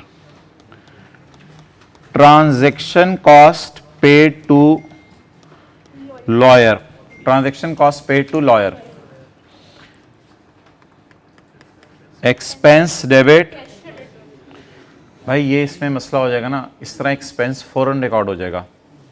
Expense को भी उसी तरह रिकॉर्ड करते हैं जिस तरह इंटरेस्ट रिकॉर्ड हो, इसलिए एक बात तो इधर समझ लीजिएगा, transaction cost is an outflow but loan लेना इज एन इनफ्लो। तो इधर ट्रांजैक्शन कॉस्ट जमा होने की कोई तुक नहीं है, क्योंकि ट्रांजैक्शन कॉस्ट में पैसे जाते हैं और लोन लेते हुए पैसे आते हैं।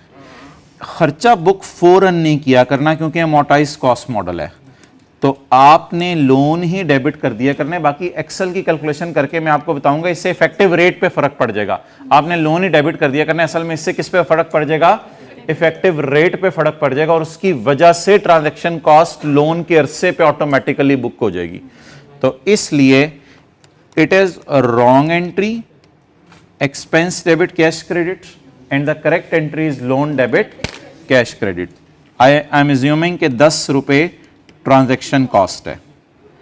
अब आप मुझे बता दें कि इनिशियल मेजरमेंट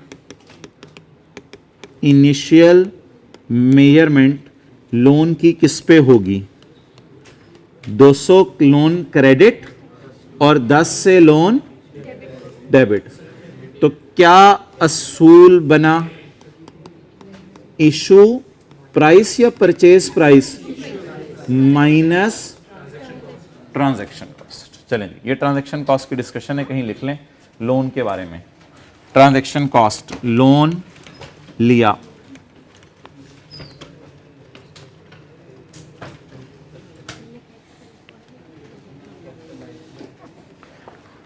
इसको आपने नेट किया करना, क्योंकि देखें ना, आप उधार ले रहे हैं तो फिर वो जमा तो नहीं हो सकता। उधार ले रहे हैं, पैसे आ रहे हैं, ट्रांजैक्शन कॉस्ट हो रही है, पैसे जा रहे हैं, नेट ही हो सकता है, जमा तो नहीं हो सकता।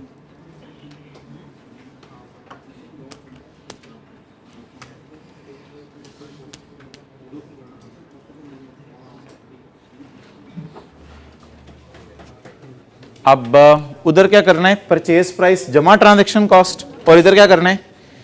Issue price minus transaction cost.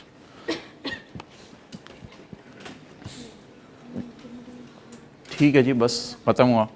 अब वो दूसरी एडजस्टमेंट कर लें, उसमें तो आपने खुद ही करनी है, दूसरी एडजस्टमेंट कर लें।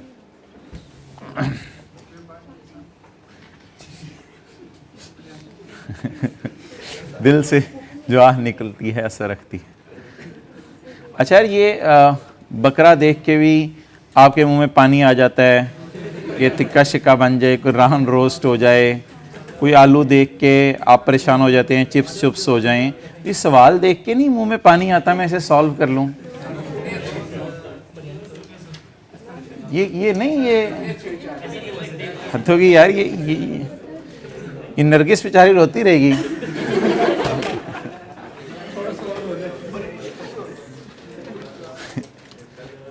क्या किए हैं जी? इशू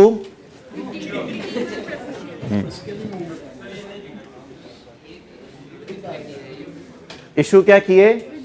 वापस होने वाले शेयर, यानी ये भी उधार होता है। अभी मैं इस बहस में नहीं पढ़ा, अगली क्लास में बात करूंगा, अभी मैं इस बहस में नहीं पढ़ा। Debenture, loan note, term finance certificate, redeemer, सारे लोन ही होते हैं बस। अच्छा जी, effective rate 4.439 face value 10,000, issue data premium off, ये ना प्रेफरेंस शेयर्स पे होता डिविडेंड है, लेकिन लिखें इसको शो फाइनेंस कॉस्ट में ही करते हैं, इसको इंटरेस्ट में शो करते हैं। अभी इंशाल्लाह हमने ना कल की क्लास में बात करनी है या आज की क्लास के एंड पे रिडीमेबल और रिडीमेबल प्रेफरेंस शेयर क्या होते हैं। बहरहाल इसको लिखें show in finance cost, interest में ही जाता है ये फिक्स्ड इंटरेस्ट होता है, लेकिन इसका नाम जरा डिविडेंड है, लेकिन दिस इज लिखें interest, dividend at 15% per annum. भाईजान अब ये कूपन रेट हो गया और ये इफेक्टिव रेट हो गया। तो इधर कूपन रेट आप देखें 15% है और इफेक्टिव रेट गिर के किस पे जा रहा है? इधर शायद कुछ हमें फायदा हो रहा हो जिस वजह से वो फायदा भी क्या हो रहा है। Transaction cost is 200 shares will be redeemed after 2 years on 31 December 2000। Interest will be paid semi annually, interest will be paid semi annually. तो फिर कितनी दफा इंटरेस्ट पे होगा? 4 दफा 2 साल में।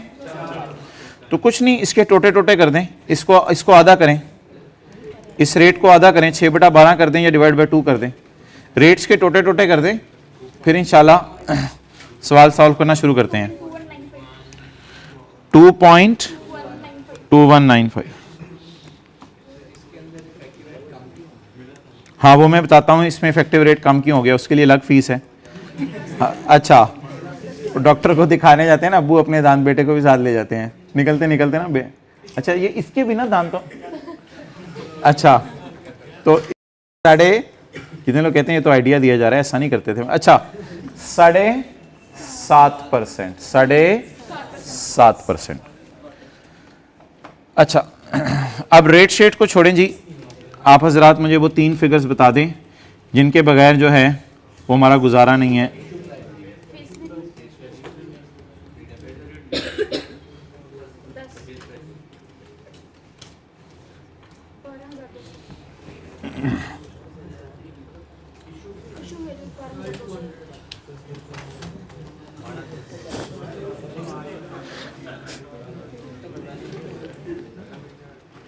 प्रीमियम हमेशा क्या करना है?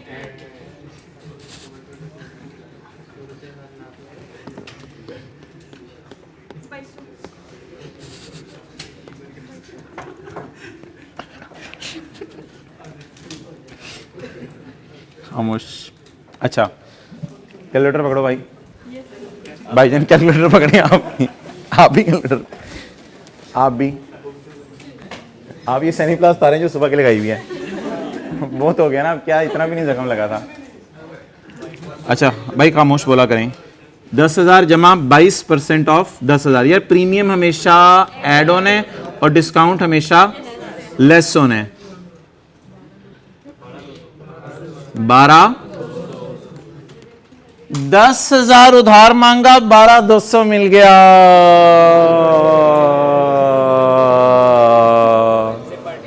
10,000 उधार मांगा, 12, इसने इधर 20,000 उधार मांगा तो 18,000 मिला था, इधर 10,000 उधार मांगा, इस वजह से कोई इंटरेस्ट रेट से इधर कम हो रहा था। अच्छा redemption value is at par value, face value पे redemption is at par value.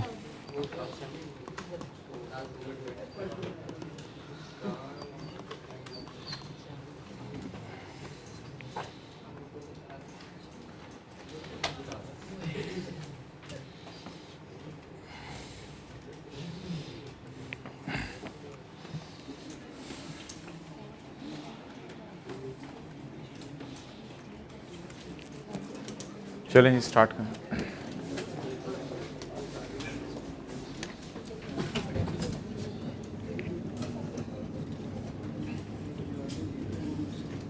Effective rate कितने हैं? 2 पॉइंट,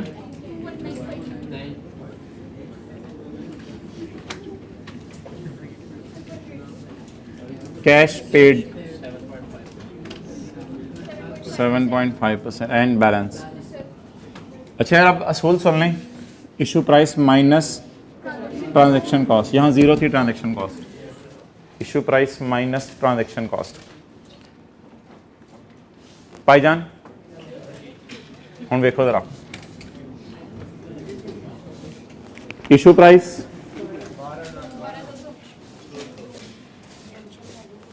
12,200।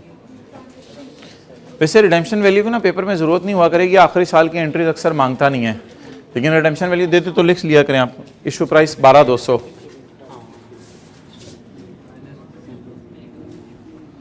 12,200 माइनस, अच्छा उधार ले रहे हैं 12,200 का और ट्रांजैक्शन कॉस्ट पे कर रहे हैं, इसलिए दोनों आपस में क्या हुआ करेंगे, नेट हुआ करेंगे। Issue price minus transaction cost,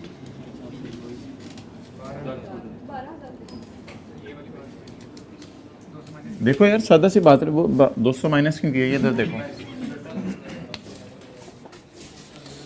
इधर माइनस किया करेंगे, इधर ऐड नहीं किया करेंगे।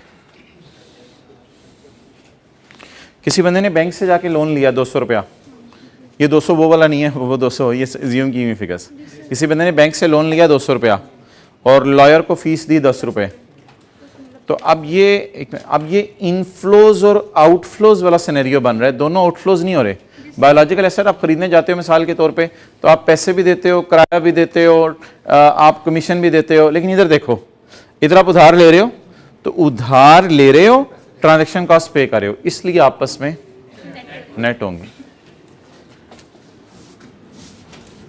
अब हमने 1 जनवरी 2002, अब 2 या 1 जनवरी 1 कितनी दफ़ा इंटरेस्ट निकालने, 4 दफ़ा, 30 जून 1, 31/12/1, 30 जून 2। यार अब आपने इसकी टेंशन ही लेनी कि 6/12 करना है, वो आपने रेट को ही 6/12 कर दिया, आपने ऐसे गिच्ची से पकड़ लिया, तो आपने रेट को ही 6/12 कर दिया। तो अब 6/12 बार बार करने की जरूरत नहीं है, बबलिंग करो आप, 6/12 नहीं करना बस। इंजमामुल हक भी बड़ी खाता था। अच्छा पकड़ो, 12,000 को मल्टीप्लाई करो 2.219, 266 ना बोलो, ओए लेवल्स वाले आपको चार्ट कर देंगे। एट फेस वैल्यू, पागलों की तरह फेस वैल्यू को आधा नहीं कर देना, फेस वैल्यू 10,000, 750,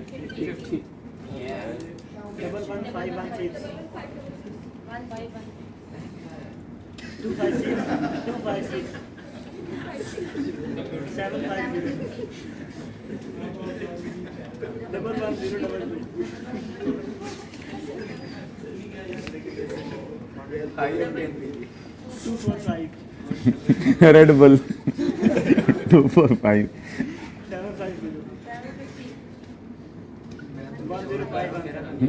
10 ਇਹਨੂੰ ਲੈ ਜਾਓ ਪੇਪਰ 'ਚ 233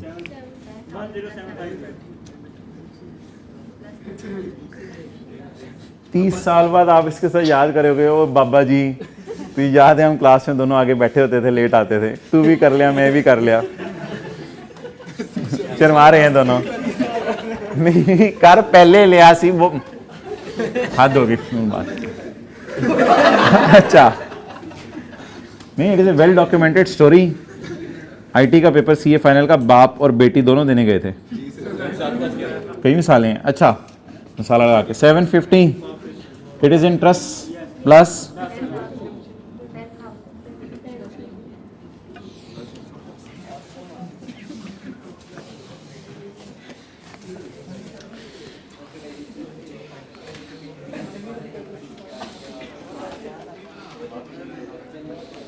कि बेटी को थोड़ा अब्बू को ध्यान रखना चाहिए था, 2-3 अटेम्प्टें और लगा लेती।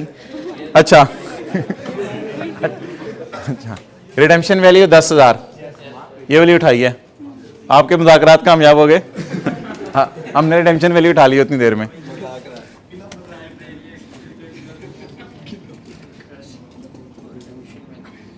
रिडेम्पशन वैल्यू 10 आंडा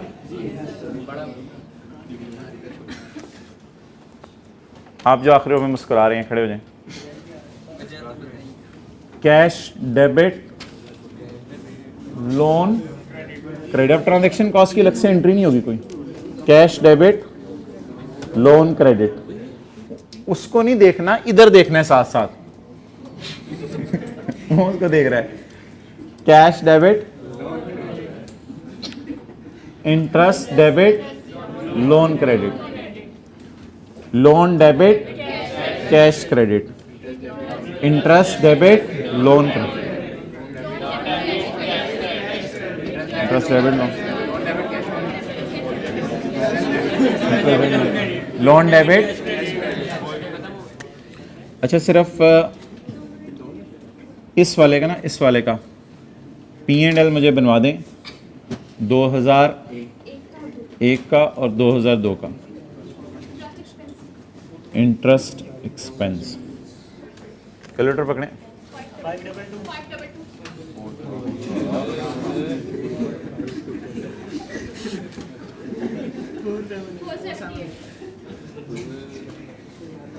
खर्चा खर्चा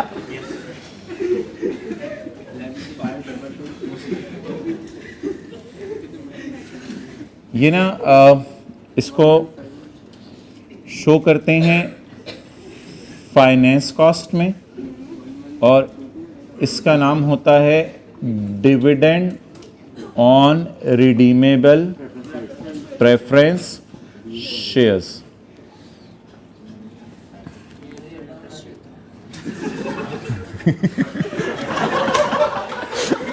ओके जी, लोन का कैरी डाउन पहले साल का, पहले साल का 11/31/12 के सामने 11/022, दूसरे साल का carry down 0। Non current liabilities, अभी लाइबिलिटीज में इसको डाल दें, करंट नॉन करंट की डिस्कशन फिर किसी दिन कर लेंगे। लाइबिलिटीज, लाइबिलिटीज में रिडीमेबल प्रेफरेंस शेयर्स, फिलहाल समझने के लिए लोन लिख लें। लोन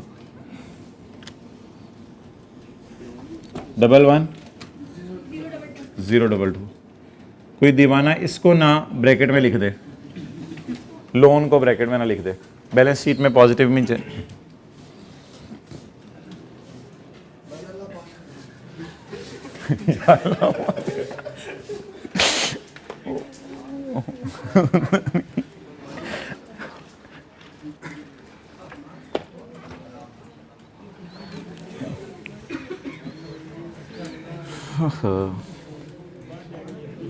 लो जी,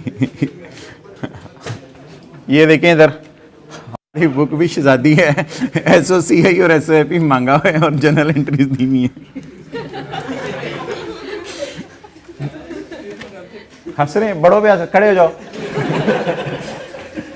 P&L और बैलेंस शीट मांगा हुआ है। अब ये ऑनलाइन में किसी बच्चे ने इस तरह ये P&L मॉडिफाइड वर्जन है, ये P&L का ये।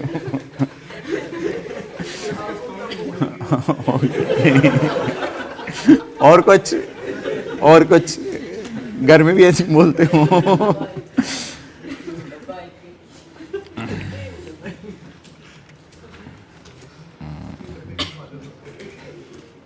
चलें आप हंसते खेलते हैं थोड़ी देर।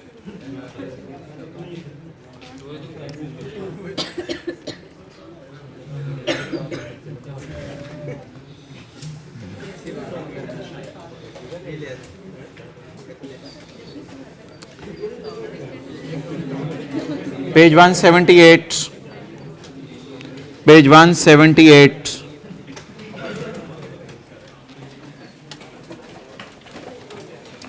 पेज 178, कौन सा मॉडल है जी? Amortised cost. Recorded at loan issue price लिख लें इसको, इशू प्राइस लिख लें। लोन रेज्ड का मतलब इशू प्राइस,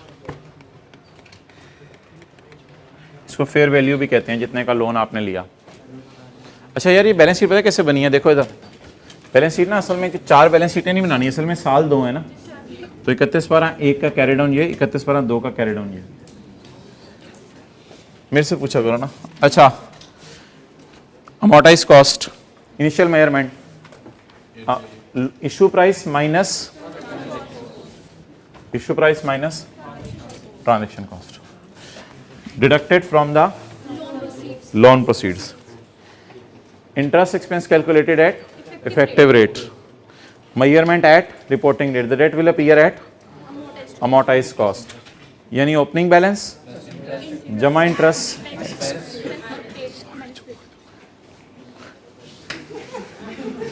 इधर देखना यार, ओपनिंग बैलेंस जमा interest expense minus interest paid is equal to, it will not be taken to fair value.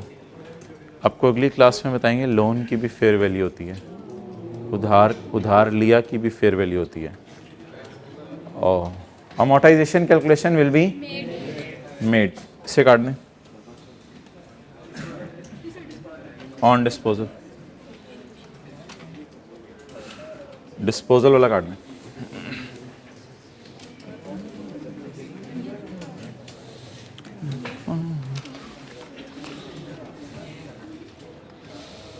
अब भाई एक सफ़ा मैंने आज की क्लास में अपलोड किया है, ये सबसे पहले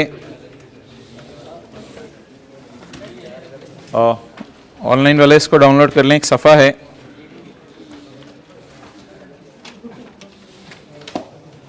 भाई वो सफ़ा किसी के पास नहीं है तो बता दें, कैमरे से निकल के आ जाएं। आपके पास भी नहीं है?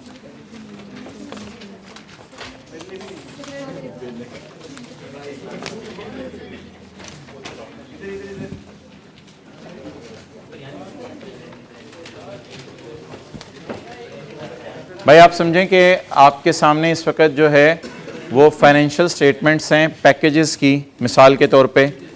और देखो भाई इधर इक्विटी में क्या आ रहा है? Share capital. अब आप लोगों ने ज़रा 2-3 मिनट के लिए खामोश रहना। इक्विटी में share capital, share premium, retain earning, ये वो ओरिजिनल ओनर्स हैं जिन्होंने सीड कैपिटल डाला था, यानी सीड मीन बीज बोया था जब कारोबार शुरू हुआ था। ठीक है, अब बिजनेस को ज़रूरत पड़ी पैसों की, तो पैसे के लिए फिर बिजनेस किसी हद तक भी जा सकता है।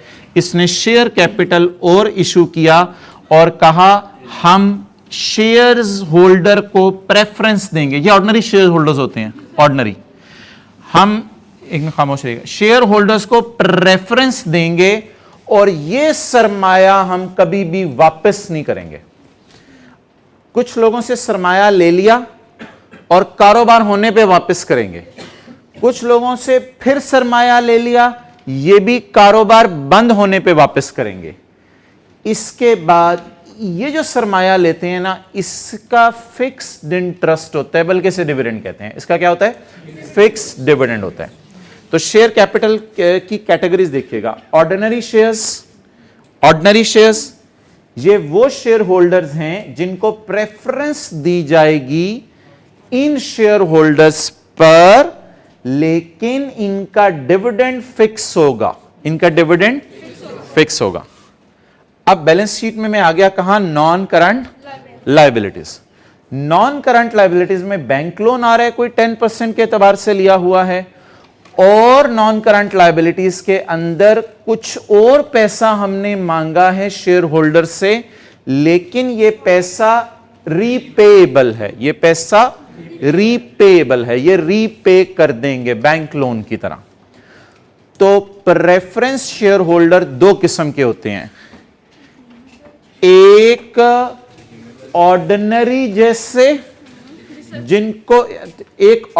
जैसे जिनको आपने पैसा वापस नहीं करना, और एक बैंक लोन जैसे जिनको पैसा वापस करना है। अब ये चारों बंदे मांगते हैं बदले में कुछ। ये कहते हैं मैंने ₹1,00,000 डाला है बिजनेस में, ये कहते हैं मैंने 80,000 बिजनेस में डाला है, ये कहते हैं मैंने 30,000 तुम्हारे बिजनेस में डाला है, ये कहते हैं मैंने 10,000 तुम्हारे बिजनेस में डाला है। ये बदले में मांगते हैं कुछ। ये बस करें ना पेजेस को, ये बदले में मांगते हैं कुछ। ये जो लोग हैं ना, ये इनको P&L में एंटरटेन करना है पेमेंट करके, और इनको statement of changes in equity में इंटरटेन करना है पेमेंट करके।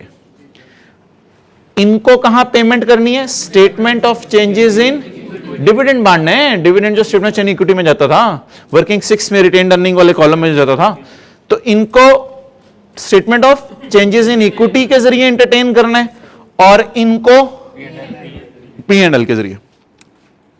ये मैंने P&L बनाया, सेल, फाइनेंस कॉस्ट। बैंक का लोन आपको पता है फाइनेंस कॉस्ट में आता है, 10% वाला मैंने शो किया है। और जिन शेयर होल्डर्स को पैसा वापस करना था वो तो लोन की तरह है, तो उनका डिविडेंड फाइनेंस कॉस्ट में शो करें। होगा इंटरेस्ट ही, लेकिन नाम उसका क्या रखेंगे? नाम उसका क्या रखेंगे? Dividend. Dividend on redeemable preference share at the rate of 12%। अब करते करते करते प्रॉफिट कुछ ना कुछ बच जाएंगे। अब जब प्रॉफिट बचेंगे तो इनको प्रेफरेंस देनी है और बाद में इनको डिविडेंड देना है। अब देखें जी, statement of changes in equity final account में बनाया करेंगे। शेयर कैपिटल, रिटेन्ड अर्निंग, ये शेयर कैपिटल इरिडीमेबल भी इधर आता है, ये आपके लिए इंपॉर्टेंट चीज नहीं है। जो आपने अर्निंग की है उसमें ये आपका पैट आया, यहां से P&L से पैट आया।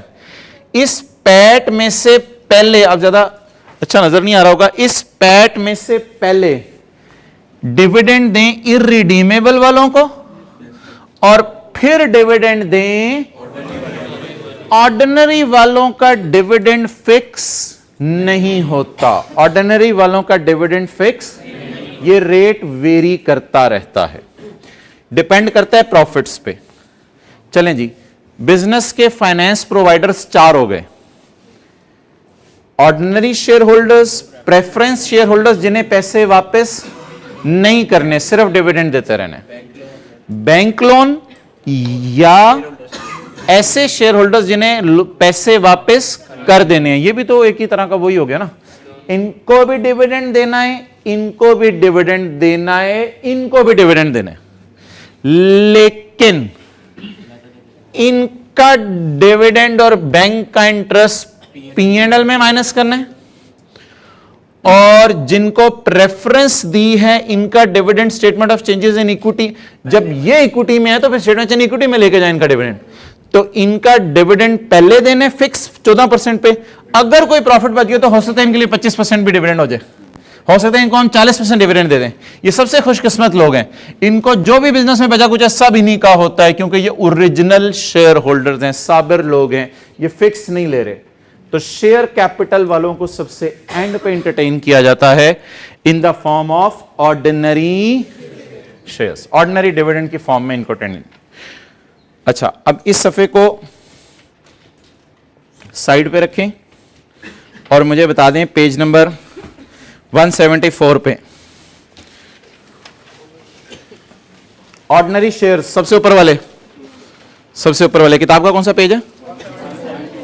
174। ऑर्डिनरी शेयर होल्डर्स का डिविडेंड का रेट क्या है? पता नहीं क्या हो। सबसे ऊपर वाले, सबसे ऊपर वाले डिविडेंड डिस्ट्रीब्यूट करेंगे only if there are spare funds after payment of preference. तो दो वाले, दो प्रेफरेंस होते हैं ना, इनको भी प्रेफरेंस देते हैं, इनको भी, इन दोनों के बाद कोई बचा तो इनको दे देंगे। डिविडेंड इसका कहां शो करेंगे? स्टेटमेंट ऑफ चेंजेस इन, सबसे पहले वालों का।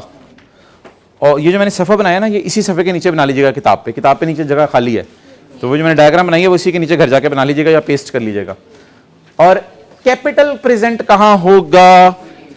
कैपिटल प्रेजेंट कहां होगा? इनका इक्विटी में। इन दोनों को फिक्स्ड इंटरेस्ट देने जिसका नाम डिविडेंड होगा, बल्कि इसको तो इंटरेस्ट शायद कह सकें, इसको तो डिविडेंड ही कहना है। अच्छा, receives the dividend before ordinary, इनको ऑर्डिनरी से पहले देना है। अच्छा, और इनको इरिडीमेबल से भी पहले देना है और ऑर्डिनरी से भी पहले देना है। ठीक है, सबसे पहले किनको देना है? इस तरह कर लेना, सबसे पहले आपने इनको देने, फिर उसके बाद बचा कुचा इनको भी देने, और इन द एंड बचा कुचा इनका पैसा देना। और वो तो आपको पता है, ये स्टेटमेंट ऑफ चेंज इक्विटी में जाता है और इसका डिविडेंड भी, सॉरी कैपिटल इक्विटी में नजर आएगा और डिविडेंड स्टेटमेंट ऑफ चेंजेस इन। ये लोन कहां नजर आएगा? Non current. और इसका इंटरेस्ट, ये देखो लाइबिलिटीज में रिडीमेबल प्रेफरेंस शेयर मैंने शो किए हैं, और इनका इंटरेस्ट कहां शो किया है, लेकिन ये असल में डिविडेंड है, लेकिन शो कहां होगा? फाइनेंस कॉस्ट में। चलें जी, होमवर्क अब सुन लें। अच्छा, एक तो वो पास पेपर का क्वेश्चन 1 हो गया ना, लिखते रहे। पास पेपर का क्वेश्चन 1 ना, शहजादे अब कौन सा पूछ रहा है तू? पास पेपर का क्वेश्चन 1 हो गया।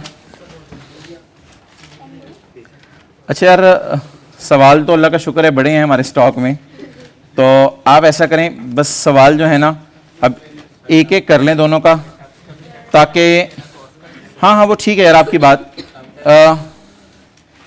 एक सवाल ना आप डिबेंचर खरीदने वाला कर लें, क्वेश्चन 20 यार, वही जो आखिर में नोट्स के हैं, पेज नंबर 391। एक ये वाला क्वेश्चन कर लें, क्वेश्चन 20, इसमें डिबेंचर खरीदना तीनों टाइप का रिवाइज हो जाएगा।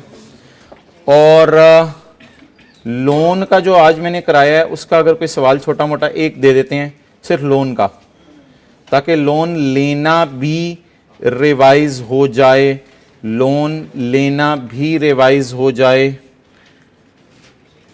इन्वेस्टेड इन लोन, ये यार क्वेश्चन 27 है। इसमें से आप बेशक फर्स्ट बॉन्ड कर लीजिएगा रिवीजन के लिए, ये कोई अच्छा सा देख के इसमें मुझे ज़्यादा डेटा लग रहा है, सेकंड बॉन्ड कर लीजिएगा, सारी बेशक ना कीजिएगा, ठीक है आपकी मर्जी है। क्वेश्चन 27 वही आगे 2-3 सफ़े जाए ना, क्वेश्चन 27 पेज 399।